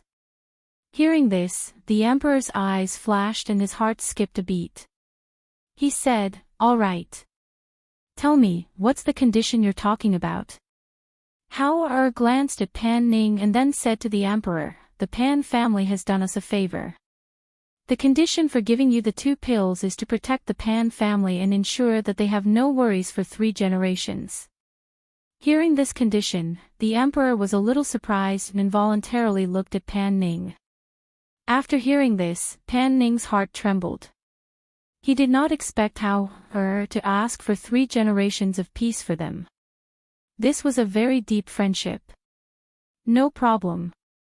The emperor looked at Hao and said, the Pan family has always been highly valued by me. I can guarantee that they will have no worries for 3 generations. Even if I am no longer around after 100 years, I will still give the order." However, when Hao heard this, he shook his head. "That's not right. It should be an imperial edict or something. After all, you are you and your son is your son. He may not necessarily do as you say." "You!" The emperor glared at him. He felt that this boy did not know what was good for him. However, he did not think much of such a condition. Therefore, he said, "All right, I will give a secret edict. Let Pan Ning bring it back home. In the future, as long as the Pan family does not rebel, no matter which prince is on the throne in the future, I will guarantee that they will have no worries for 3 generations." He waved his hand and gestured for the old man to prepare. Not long after, he wrote a secret edict and stamped it. Finally, he let the old man hand it to Pan Ning. At the same time, he said to Hao, "This should be enough, right?" Pan Ning held the secret edict in both hands and stood there in a daze. He was so shocked that he couldn't react until Hao walked up to him and took the edict from his hands. He looked at it and put it back in his hands. Only then did he come back to his senses and hurriedly kneel down. "On behalf of the 3 generations of the Pan family, this subject thanks your majesty for your boundless kindness." His hands were trembling as he held the secret edict. He had never thought that he would obtain such a precious treasure on this trip to the palace. When the emperor saw Hao checking the imperial edict, he gritted his teeth and thought to himself, what kind of parents would raise such a son? How infuriating. He was the ruler of a country. Could it be that he would lie to him? He actually went to check the authenticity of the imperial edict. How annoying. All right. Get up and stand aside." The emperor waved his hand and looked at the boy. Hao then took out 2 small bottles from his space and handed them forward. He said, "These 2 pills are very precious. Even in the cultivation world, they are priceless treasures." After taking the pills, the emperor looked at the name written on the bottle and saw 2 words at the bottom of the bottle. He muttered softly, "Ghost Doctor." He looked at Hao and asked, "Who is this ghost doctor?" Chapter 45:04. From the moment he said those words, the emperor knew that they wanted to leave. Hearing him say this, he wasn't surprised and just nodded. "I understand."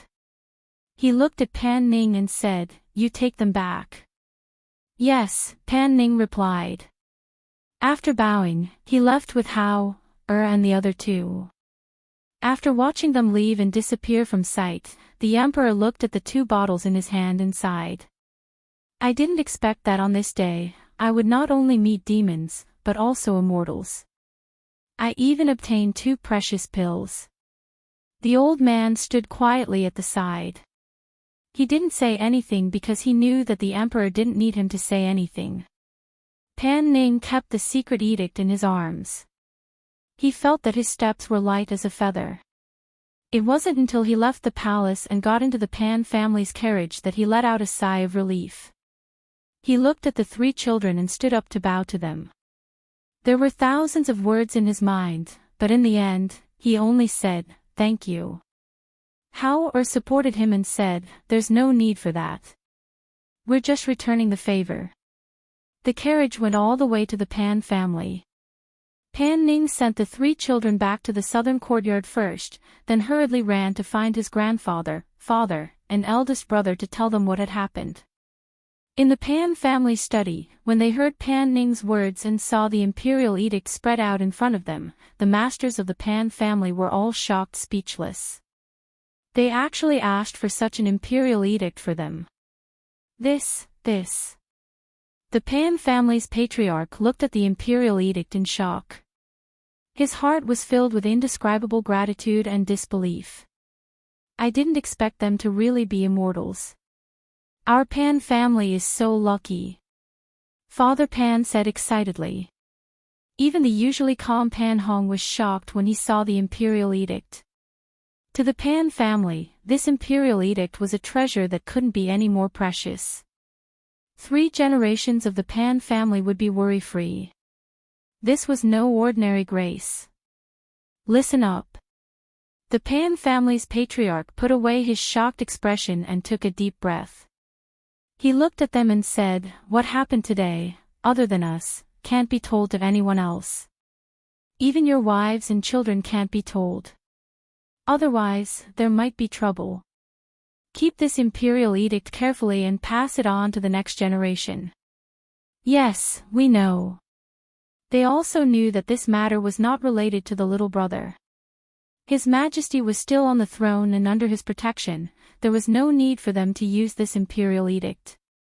However, the next emperor after 100 years might not be able to tolerate the Pan family. When that time came, this imperial edict would be a treasure that would protect the lives of the Pan family. Naturally, the fewer people who knew about this, the better. Keep the imperial edict in the secret compartment. Let's go and thank them. The Pan family patriarch said. All right, they replied.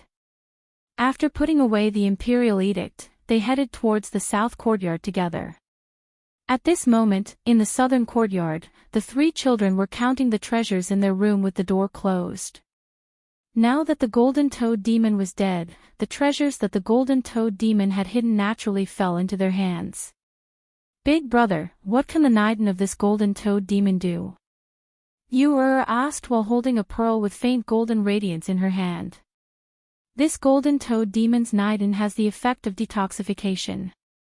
If you take a bowl of clear water and soak this bead in it, then the water will detoxify it. Hao said as he classified the treasures. Chapter 4505. A smile appeared on Hao-er's face and he said, "Yes, I also have the same plan. In addition to this inner core, you can pick out a few more things to give to them." Okay. The 2 of them answered and began to seriously choose. They couldn't compare to cultivators like them. Some magic treasures and the like needed to be activated with spiritual power and they couldn't use them. Even if they gave them to them, it would be useless. Therefore, they had to carefully choose what to give them. Young Master Hao, great-grandfather and the others are here. 17 reported from the courtyard. Hearing this, the 3 people in the room looked at each other and covered the things with blankets. They shouted for 17 to invite them in and went to the outer room to open the door. The father and son of the Pan family entered the room and told 17 to stand guard outside the courtyard before closing the door. They turned around and bowed to Hao, and the others. Don't be like this. The 3 hurriedly said and went forward to support them. Of course. Our Pan family is greatly indebted to you. This bow is necessary. Otherwise, we will feel uneasy. Great-grandfather said and insisted on bowing again. Seeing this, the 3 children looked at each other and didn't stop them. After they bowed, they invited them to sit down. I heard from Pan Ning that you are preparing to leave. Great-grandfather asked and looked at the 3 children. From the first day he saw them, he knew that they weren't simple. Later on, he personally taught them how to read and write. He discovered that these 3 children were extraordinary, but he didn't expect that these 3 extraordinary children were actually immortals. Yes, we are preparing. We will leave in a few days. Hao said. Where are you going? Just the 3 of you. Why don't I send someone to send you there? It will be safer than the 3 of you going on the road. Great-grandfather said. After all, in his opinion, they were still 3 children. No need, great-grandfather. You and big brother are very powerful now. You said with a smile. She looked at her big brother and said crisply, Big brother is also very powerful. Big brother will protect us. Looking at you, the expression on Hao-er's face softened a bit, and said to them, at that time my strength was not restored, but now my strength is restored, so there won't be any problem in protecting them." As he spoke, he looked at Pan Hong and said, "Uncle Hong, I can't treat your leg, but if there's a chance in the future, we'll ask her to treat your leg." Pan Hong didn't expect him to still remember his legs. He immediately said, "It's okay. I'm fine like this. It's just a pair of legs. It's good enough that I'm still alive." They were not from the same world as them. It was only a pair of legs. How could he dare to trouble them to come from such a faraway place to treat him? They chatted for a while in the room, then got up and left. Because they said that they were not to be disturbed during their closed-door cultivation, the Pan family also gave the order not to disturb them. In the following days, Chi Bohu did visit them a few times, wanting to see them. However, he returned empty-handed time and time again. Half a month later, in the morning, the three children walked out of the courtyard. Yu said, "Big brother, let's go and say goodbye to big sister Shua, and the others." Big brother said that they were going to leave today. They had already prepared the gifts, but before leaving, they still wanted to see their friends again. Chapter 45:06. The three of them went directly to the front yard and sat in the hall for a while. Pan family's old master and the others hurried over, followed by Bowen, Bo Qing, and Shua. "Little sister Yu, little brother Mu Chin, I haven't seen you for a long time. I missed you guys so much." Fu Qing, who looked like a tiger, saw them and jogged over to the two of them. "Why didn't you come out to play? Staying in the yard all day will make you stupid. Look, my father made me a wooden sword. It's so fun." He excitedly took out the small wooden sword from his waist and showed it to them. "I can practice swordsmanship with you in the future. I've been learning swordsmanship from my father these days." Looking at the excited and happy face of Fu Qing, Yu's face also overflowed with a smile, and her pair of beautiful big eyes blinked while looking at him. Reaching out her hand, she gestured and said with a beaming smile, "Big brother Fu Qing, you have grown taller again. Of course, I eat a bowl of rice for every meal." Bo Qing puffed out his chest and said, "Little sister Yu, are you coming to play with us today? We came to say goodbye to you today. We're leaving." Yu said and looked at him blankly. The smile on her face disappeared and she nervously grabbed his hand. "What? You're leaving? Why are you leaving? Where are you going? Are you really leaving? Aren't you going to stay for a few more days?" Bowen also came forward and looked at them with reluctance. "I also don't want you to leave." Shua also grabbed Yu's hand, her eyes red. "All right." Pan family's old master said and looked at his children. "Sit at the side." When the three children heard this, they obediently stood to the side. "We're leaving today. Big brother brought us here to say goodbye to you." Mu Chen looked at the three of them, his little face still tense. He walked forward and took out 3 jade pendants and handed them to the three of them. "This is a gift from the three of us. It's for you as a memento." When the adults of the Pan family saw this, they couldn't help but be startled. They hurriedly said, "How can we accept this? This thing is too precious." The things they gave out were definitely immortal treasures. How could the three children accept such precious treasures? Yu said with a beaming smile, "Big brother let us pick 3 gifts to give to big brother Bo Wan, big brother Bo Qing and also big sister Shua, so big brother and I picked these 3 pendants. Take it. It's nothing valuable." Hao looked at the patriarch and said, "We still have some things to tell you." Hearing this, the Pan family's father and son looked at each other. Only then did they accept the gifts for the 3 children. Then, they had them wait outside before closing the door. Hao handed over a box and said, "This is the golden toad demon's Niden. Soak it in clear water and it will cure all poisons. Keep this hidden and don't let anyone know about it. He paused and said, we're giving these 3 things to Bo Ching and the others. It's best to tell them not to tell anyone about it, so as to avoid unnecessary trouble. The Pan family's father and son didn't expect that they would actually give them these treasures. For a moment, they didn't know whether to accept or not. Chapter 45:07. All right, then we'll accept it. We'll take good care of this treasure. Thank you very much. The old master said solemnly and put the small box into his arms. He thought for a while and said, the 3 of you are on the road. Even if you have good skills, I'm worried that there will be people with bad intentions. You have to have an adult by your side. He paused and thought for a while before saying, 17 has been by your side for more than a year. Why don't you let him go with you? If anything happens along the way, he can take care of it. If you reach a safe place and don't want him to stay, he can come back.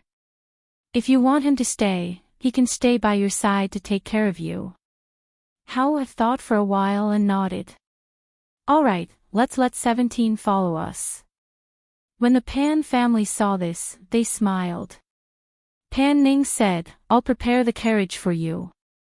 All right, Hao replied. After he left, Fu Qing and the others ran in again. Are you really leaving? Will you come back in the future?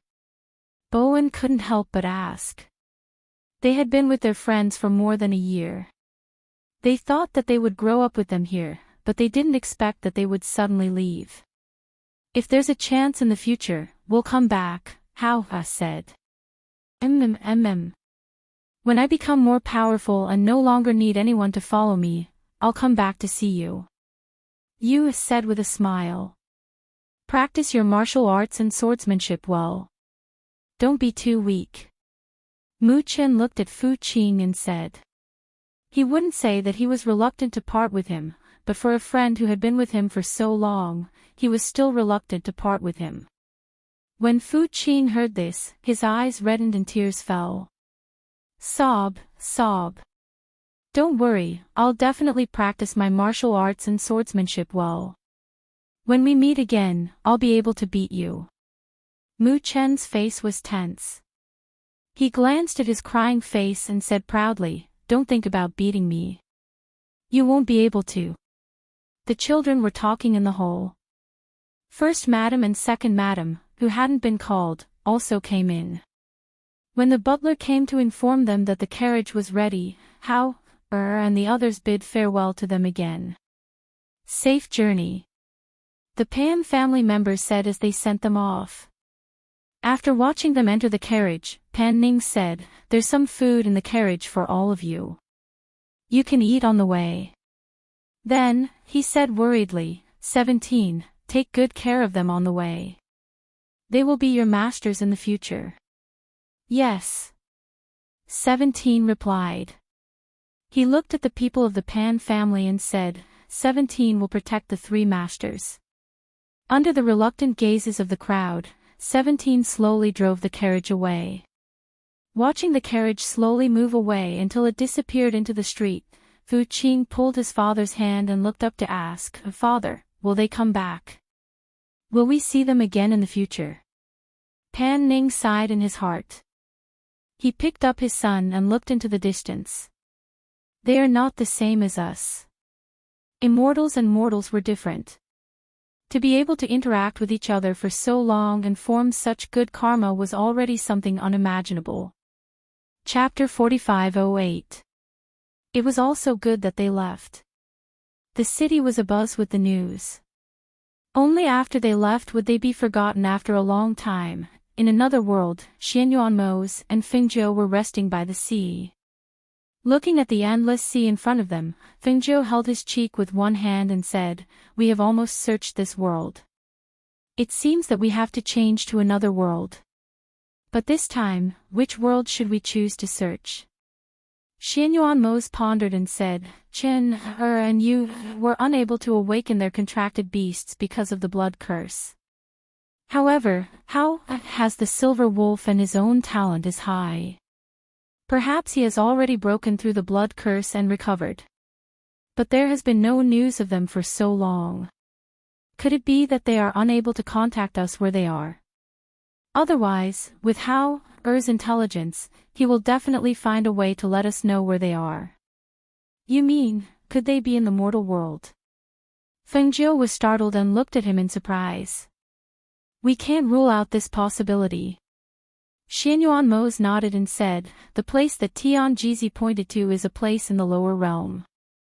In the past 2 years, we've only searched the realm of immortals, but we've rarely checked the realm of mortals. What if they're really in the realm of mortals? With the 3 children's strength, if they go to such a place and don't have the transmission scroll with them, they can't go back to the immortal world at all. Hearing this, Fengjiu quickly took out the map to check and excluded some places. Finally, he circled an area and said, this area is all the mortal world.